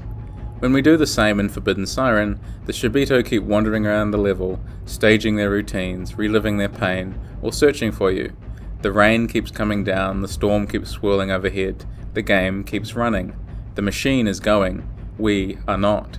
But we might still be observing, a passive part of the ambience act. The longer we play, just like the longer we exist behind the eyes of a Shibito, the more entwined with the game's processes we become, the more we respond to the machine. Scholar James Newman says, we have two states when we play a game, online and offline. To be online in a game is to be active, and to be offline is to be a passive observer. We have already interrogated much of what it means to be online in Forbidden Siren, sight-jacking and moving around as characters, but to be offline is to exist within the world of the cutscenes, or just the world where we decide to put our controllers down for a minute. There's much to be gleaned from offline moments of observation, but here, again, Forbidden Siren 2 could be said to blur the line. The cool moment where we sight Jack into a Shibito's vision and watch them punch in a code for a door, is that an offline ambient moment, or a moment of active gameplay? When the gameplay is watching, is waiting for something to happen, we are waiting for the machine to make its move. The game moving around us is just as important as us moving through the game. And as we explore the game's narrative unfolds before us. We act as kind of detectives and archivists, picking up archive items to unravel the larger backstory, and scavenging through harrowing ruins to find tools to escape a particular area at a given time. The game's narrative was directly inspired by Sumerian myths and legends. There are creatures called Anarchy, ancient creatures whose true forms are unknowable. They existed before the light and appear to us as fish skeletons in the wall of the fortress, as when they came into our reality, whatever that is, they transformed into fish. But their true form is apparently truly beyond human comprehension. The name of the Anunnaki, though, is taken from the Sumerian Anunnaki, which were the deities of the ancient civilizations. Kiichiro Toyama said that one of the things during development that I found interesting and suggested to the team was Sumerian mythology. There's a puppet animation called the Epic of Gilgamesh, or this unnameable little broom, shot by twin doll makers called the Brothers Ki, which is based on the ancient Babylonian Epic of Gilgamesh. Kiichiro Toyama saw it when he was a student, and though he didn't understand the story, it left quite a strong impression on him. Later on, he was reading a book on art history when he happened upon the Epic of Gilgamesh, and when he researched it, he found it to be interesting.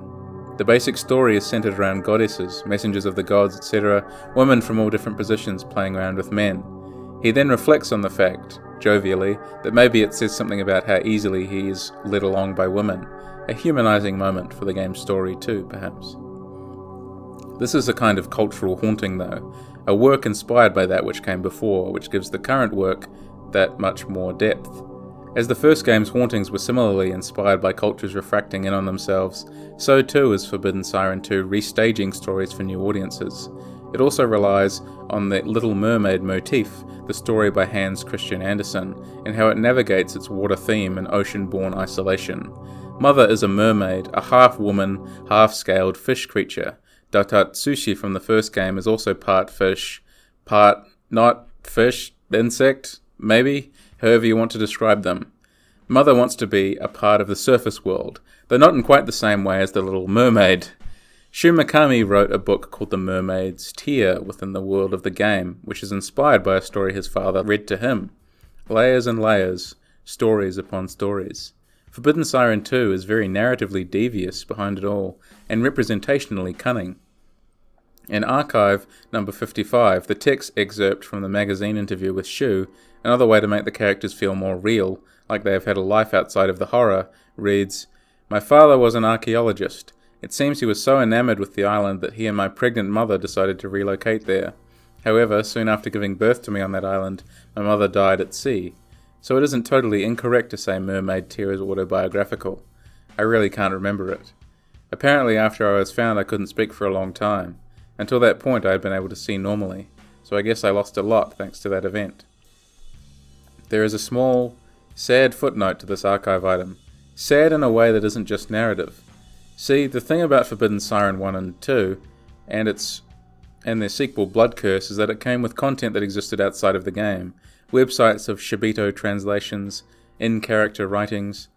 In the footnote item, it links to www.shumikami.com, a website that actually once existed, but technically now no longer does. Much like the game itself, Forbidden Siren 2 is decaying around the edges, all the extra bits and pieces that made it much more of a narrative experience being washed away by the tide, vanished, destroyed by the passage of time. Thankfully, enterprises like the Internet Archive exist, so we can examine the websites still at our leisure, but it still upsets me to think of not just the game being lost, but all the extra hard creative work as well. The stuff that makes the representation that much more real, that much more fun, that much more believable. We can see from the website that Shu's novels are inspired by the events of his quote-unquote life. The descriptions of his novels are here. You can see them. A maiden's song echoes in my ears. A distant memory of a childhood once spent in light until the day I lost the use of my eyes. Despite my darkness, I depart on a journey in search of a long-forgotten past. The song seems to guide me, leading me to a seashore where folklore has it that a mermaid appears. It is here that I met a mysterious girl who could recall nothing about herself. Mermaid's Tear is a tale of love that unfolds with the intermingling of past with present, dream with reality, and death with rebirth. It's a tender, fleeting glimpse into the heart, depicting the miracle of love. Also, isn't this just the coolest shit? This is stuff that you just don't see happen very often in promotional material, but it's that extra level of detail that elevates it. And even better, perhaps, but in a different way, is the website www.shibito.com, which is titled Urban Folklore Society. We get a reflection on the first game, but there's also a page dedicated to Forbidden Siren 2. In it, there are some stunning, real photographs, along with a text reflection. The photos are real, and the photos show environments seemingly from the game. The lines blur. They blur so much they can hardly be said to be there at all.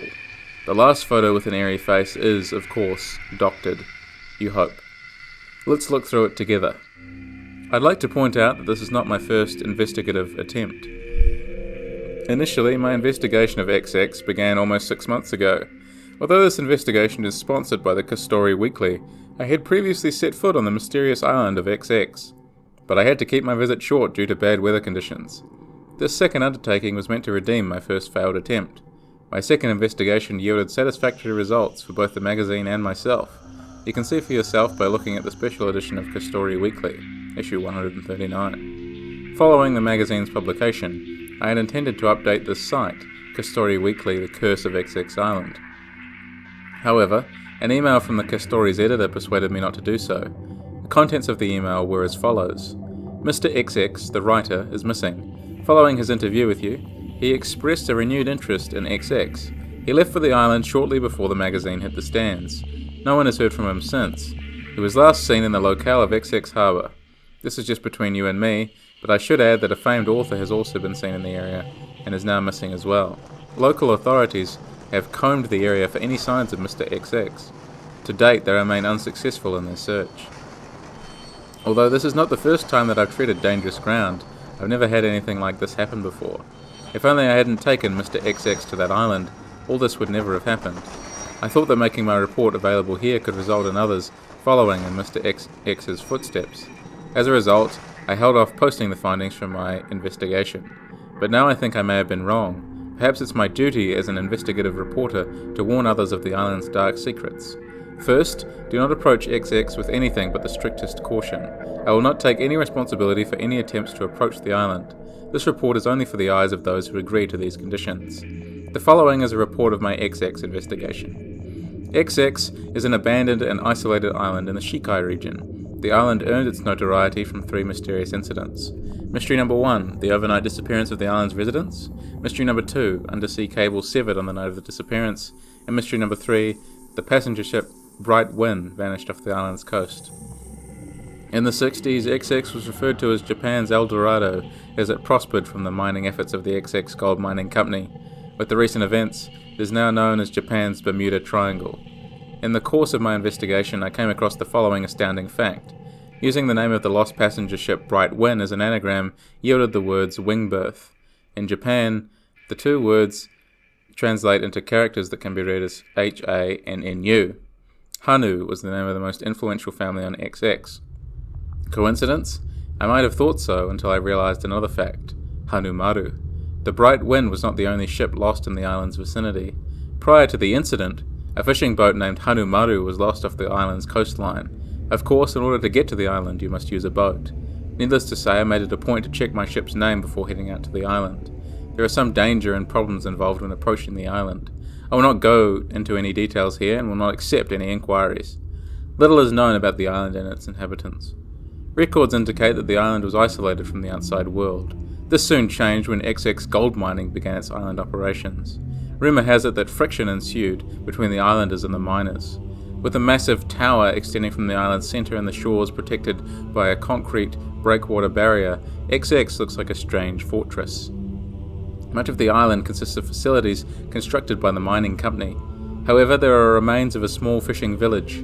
The village serves as a grim reminder of the islanders' adherence to isolation. Oddly enough, the interior of the residences retain their original furnishings. In short, each house looks like the inhabitants simply vanished. Much of the old island scenery has been overrun by steel and concrete, but time has eroded both the old and the new, leaving the island in ruins. With a camera in hand, I captured much of the island on film. Whilst preparing this report, I reviewed my photos. Upon seeing this photo, I recalled as something in XX folklore, the existence of a corrupt being on XX Island called the Shiryo. Undoubtedly, there is something that occupies the island, something dark that is likely to be the cause of the strange events. To be honest, I will never approach that cursed island again. I have no intention of becoming one of the missing people. I explore this website today to archive it, as I have archived soundtracks and other minute things on this channel. Minute, but important. Documenting these websites feels just as important. It is haunting, and it is just awesome. It's exactly what I like to see. It is love for one's game, one's narrative, made manifest, made real. It's funny as well to think of experiencing the game without this extra stuff, because it still works just fine. In fact, it works great. But in a sense, these websites are a part of the text of the game. They're more than marketing. Without them, we don't get the fullest possible experience that the designers created. Maybe for others it doesn't matter, but for me, it does. The websites are a portal into the past, sure, but also a portal into another world, into another narrative, represented only in a game that is now no longer properly available outside of hoping to find it secondhand somewhere. And it is these websites that help immerse us further.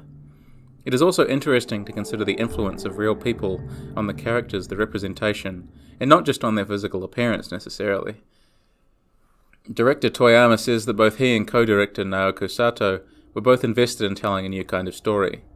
Toyama speaks on characters, saying, "The story isn't playing out from my ideas this time. I also had Sato do the majority of the character backgrounds on this game. For example, if we were to talk about Soji Abe, in my initial ideas he was a much scarier seeming man. I was thinking of the kind of person who the players would think, maybe this guy is the murderer after all.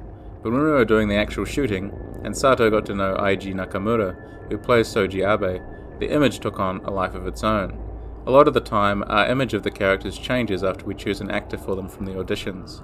In my head, Takeaki Misawa was a more aloof-seeming kind of person. My image of him was that he looked like a normal old guy, but was weirdly strong. But Mr. Taki had a really solid body and looked tough all the time, so his concept changed. You can see the balance in the end, but the dynamism of the character's images changing in this way is something I find interesting, he says. The representation of the characters, thus, is affected by our reality.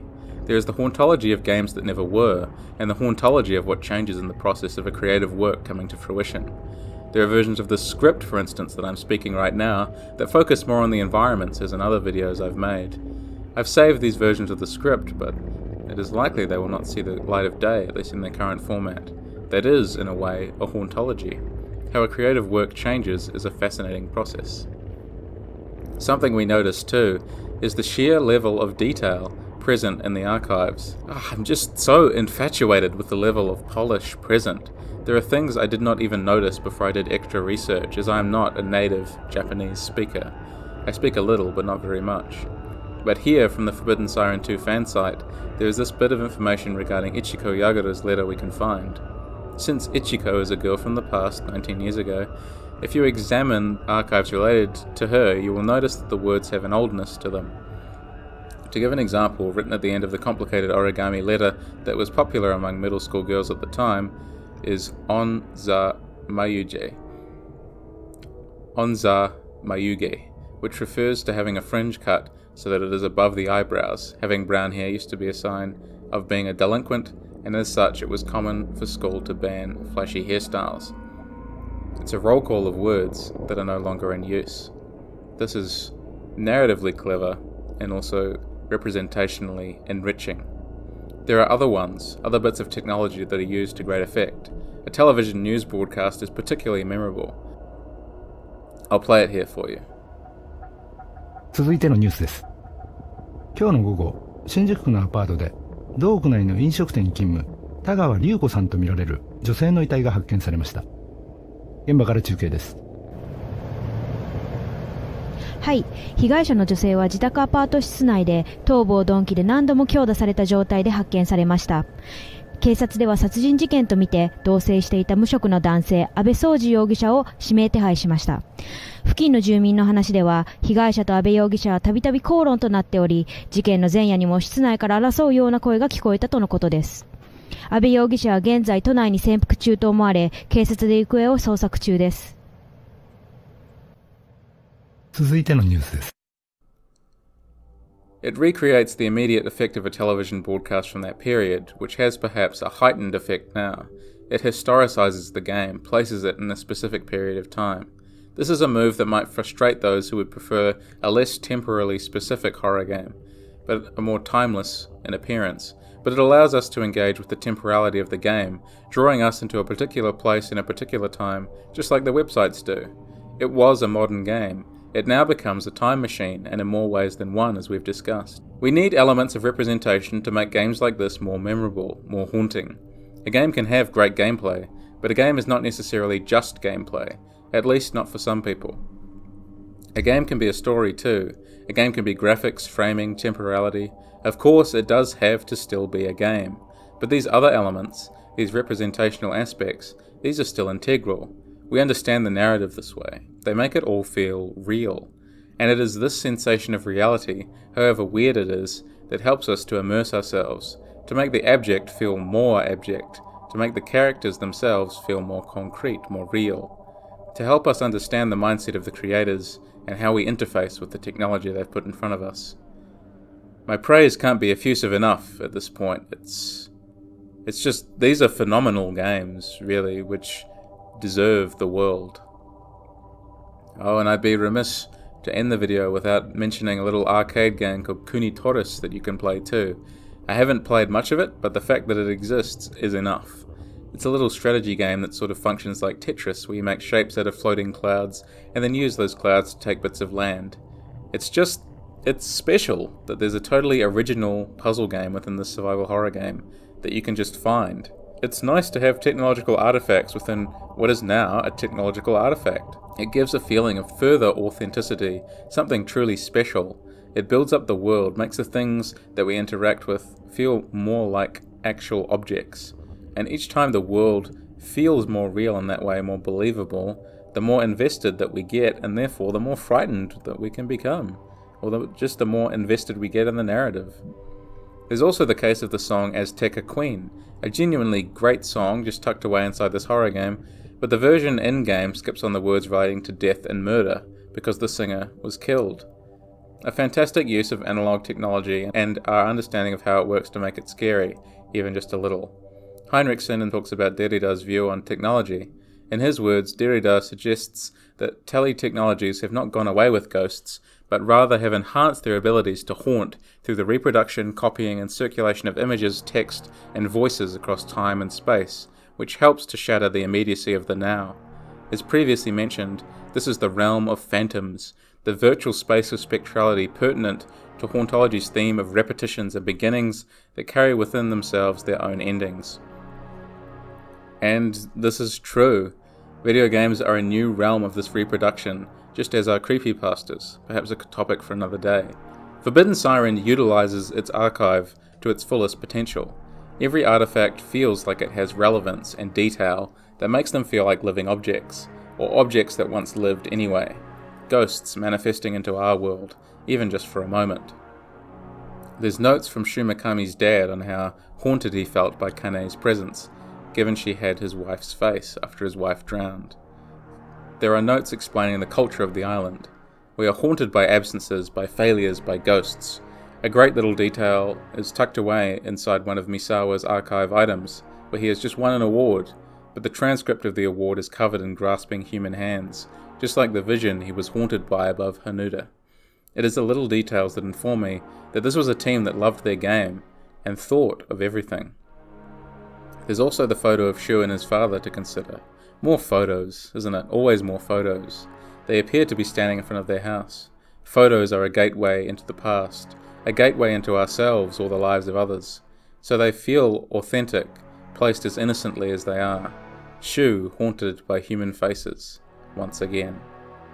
And thus, all of this humanity, it changed my view on violence within games even just a little, or challenged my conception of it at any rate. These characters who we see violence doled out to, who never escape, they had lives in our world, or so the developers want to make it seem. When we creep closer to a higher level of representation, we get a sense of the real. Galloway, again, writes on realism in games.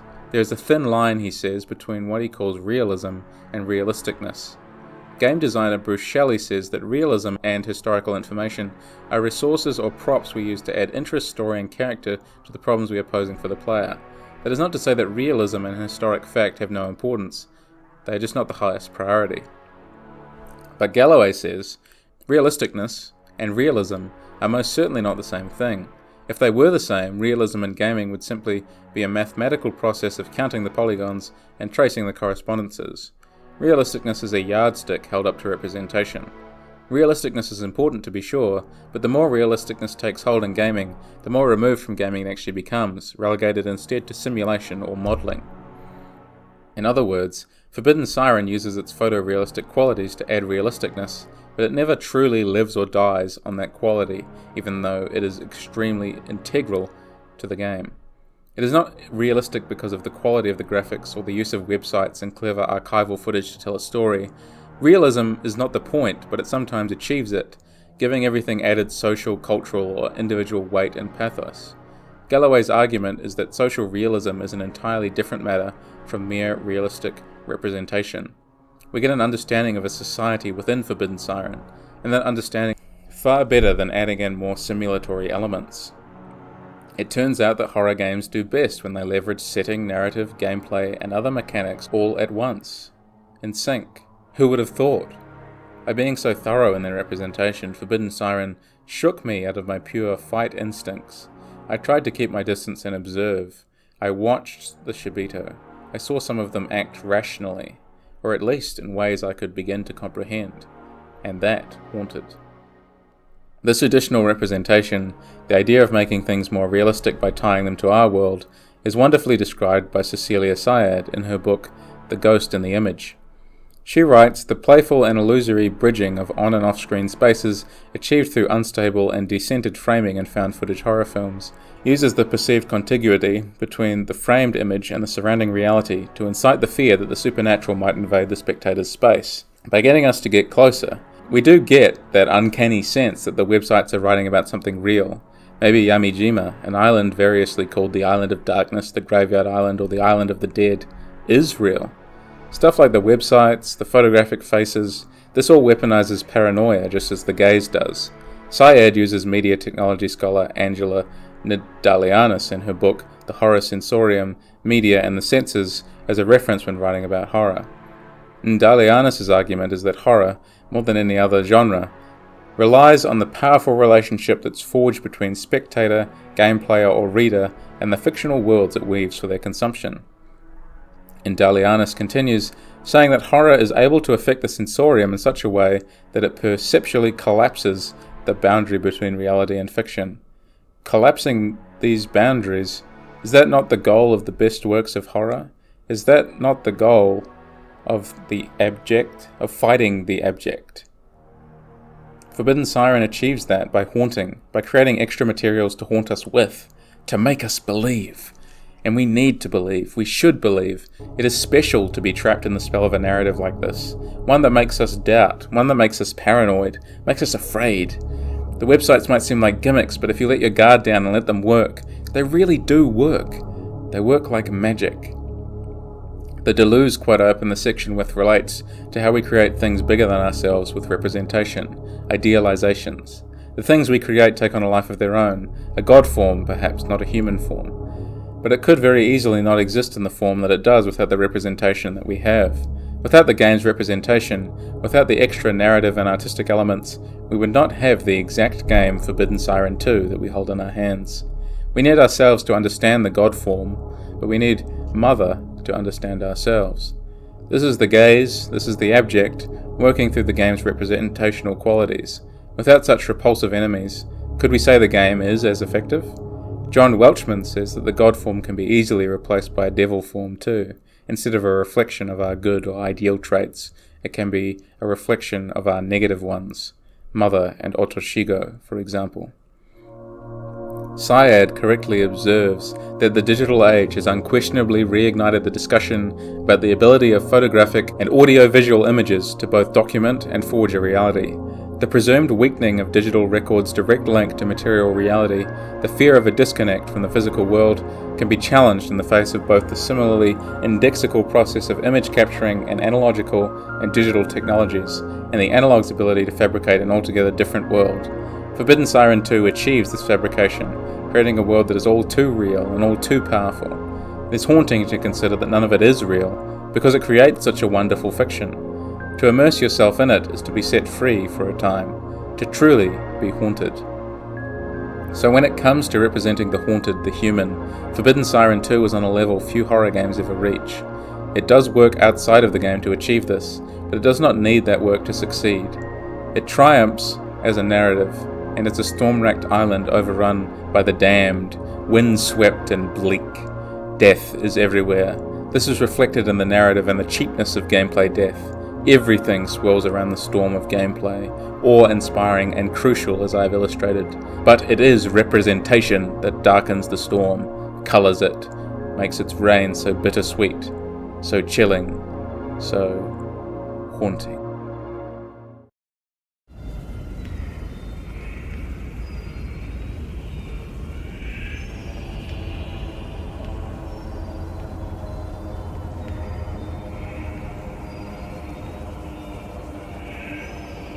Hauntings are, I think, one of the most fascinating concepts to consider in fiction.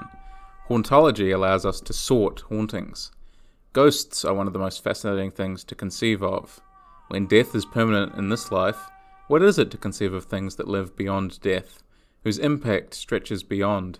We are haunted in everything we see, by the things that go missing, by the mistakes made, by the cracks in the pavement, cheaply paved over and subsequently ignored. Haunted, haunted, ever haunted. If you took a shot for every time you heard the word haunted in this video, you would probably be dead. That would transform you into a ghost. That would then haunt me. Haunted, haunted, haunted. What I am trying to say is that hauntings are everywhere, and hauntings are necessary. As a species, we are almost incapable of thinking otherwise, of dwelling on the past and the future, and struggling to deal with the present as it comes our way. We use the twin poles of before and after to anchor us as we race forwards.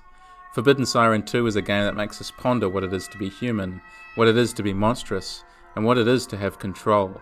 It makes us wonder about the nature of seeing violence enacted against people who are ultimately just like us, or were just like us at any rate.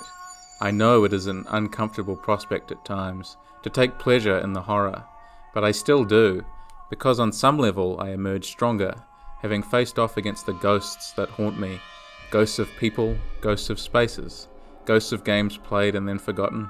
I picked the thumbnail I did, the split-second shot of Yuri Kishida in a cutscene, because I remember that moment so long after playing, the moment where reality crashes into fiction, and reality wins. I was truly irreversibly caught in the game's spell from then on. I wish I could speak about everything these games had to offer.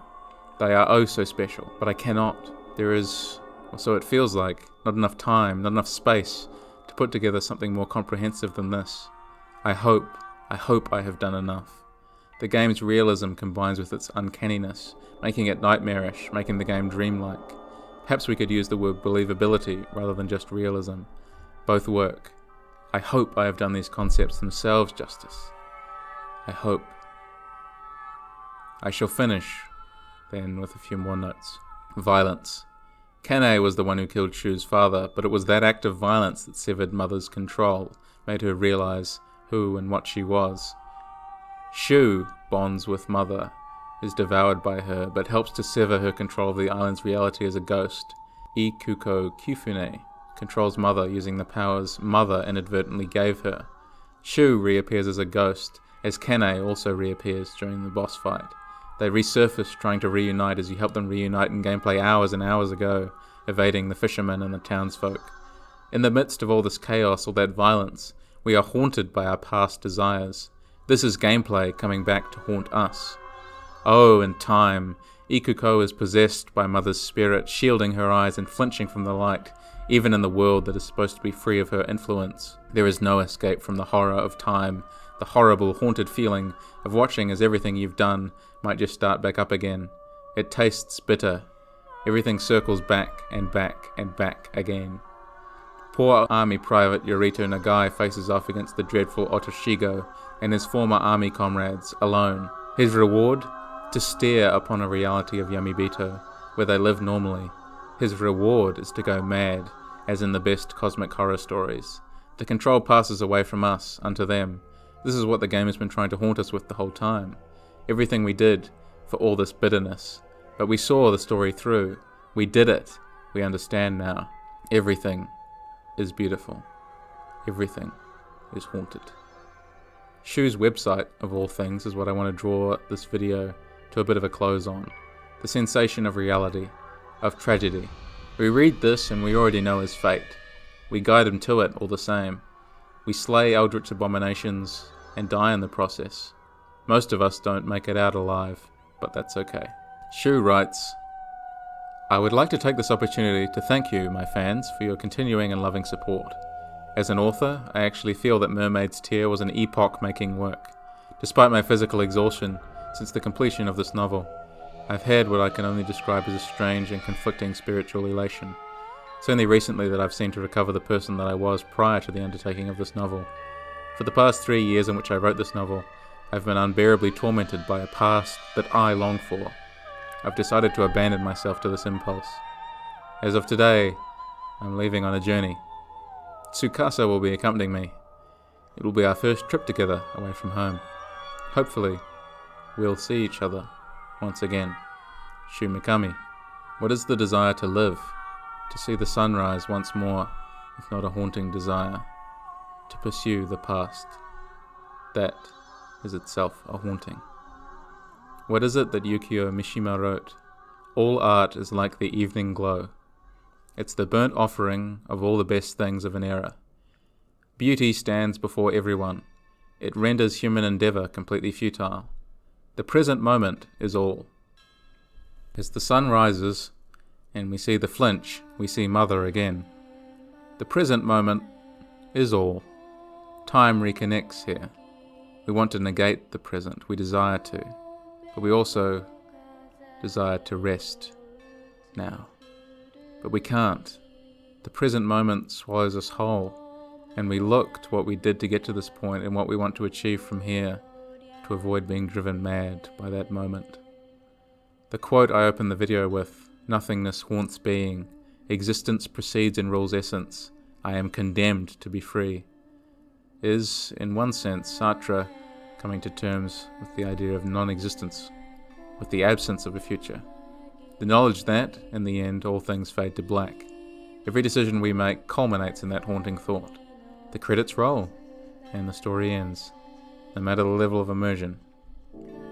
We played with ghosts, and in doing so, become ghosts ourselves. We are, as always, haunted by the future we ourselves lost, just by pressing a few buttons. Mishima finishes, what's beginning? Nothing. Everything is ending. Most of us don't make it out to see the sunrise, but that's okay.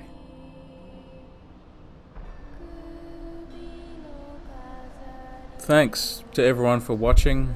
I can say that it's been quite a road to get this video essay to a finished state.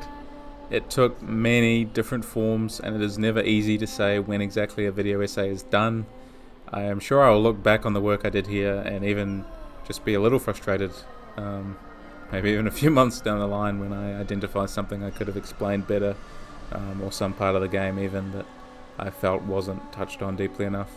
But I am proud of it now. But at the same time, I'm also aware that video essays are stoic, static, unchanging. I cannot really go back and edit it, and most of all, I cannot change how you view the video. Because each video that I make is a personal refinement of my scholarly style, I am learning while I write. I am thinking as I write. My philosophy on games is forming before you in real time, And I'm doing my best to represent people's ideas here as best as I can. But I'm aware that there is always more learning to be done. I've become frustrated with my Forbidden Siren 1 video because it does not represent all I wanted to say about that original, really tremendous game. I feel as though I've left a bit of monument here for not just Forbidden Siren 2, but for the ideas on Hauntology I raised in Forbidden Siren 1. But I do still wonder what will become of me, all these videos, when I am a more developed scholar and academic. What about when I finally manage to make and release a horror game of my own? What is it that I want to say? That's the struggle of writing. That's why we should get to grips with ourselves by writing, by expressing, by saying things and being thoughtful and critical about these ideas, because all the ideas in these videos, they can be discussed, we can talk about them, and I like to have those kinds of discussions with people because often I will get the sort of mediation. People see things in the game or in the text that I quote that I just don't see, and other viewpoints are valuable. And even if you just make a comment to say, hey, I really enjoyed the video, I like the point you made on blah blah blah, and I personally found that my experience differed slightly in this way. I mean, I value every comment that people leave. I read them all, and I often anticipate them. I really look forward to the discussion. I really do hope that I've done justice to these games and their creators. That's something I really want to do every time I release a video. These are very special games and they deserve to be played. So, a sincere thank you to you for watching, and my deepest thanks of course go to my patrons Frankaloons, Future Cityscape, Blue Voices and Jove Oost. Without your support I would not be working so hard to reach for greatness and strive for better, deeper philosophical grounding. The way in which I analyze games keeps me invested in playing them and in writing about them. It is an important part of my life. I desire to see myself get better each time. So with your support, I will. So thank you sincerely for watching and for supporting me.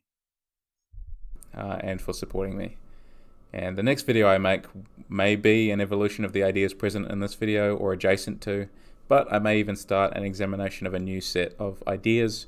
But regardless of what I do, thank you. Thank you for allowing me to strive for success and to refine ideas about video games, about horror video games, about morality, about time, about the abject, all these things. All the best, everyone. See you around next time. Have a good one.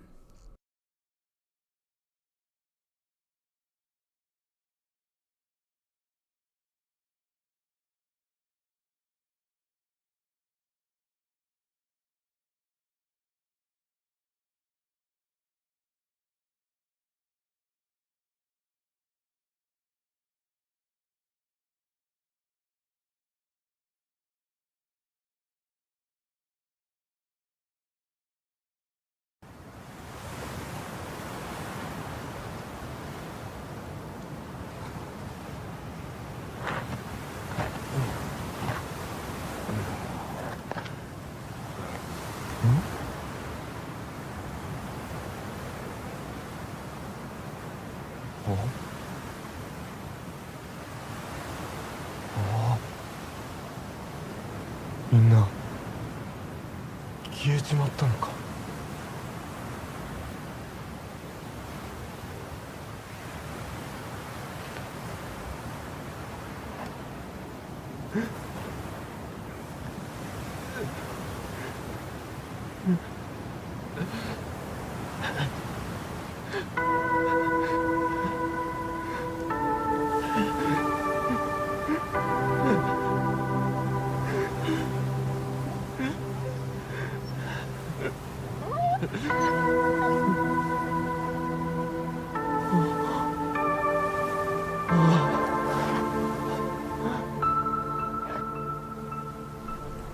Soji Abe and Tsukasa are the only characters who get a truly happy ending. They wake on a beach, and the sun is rising. The night is broken.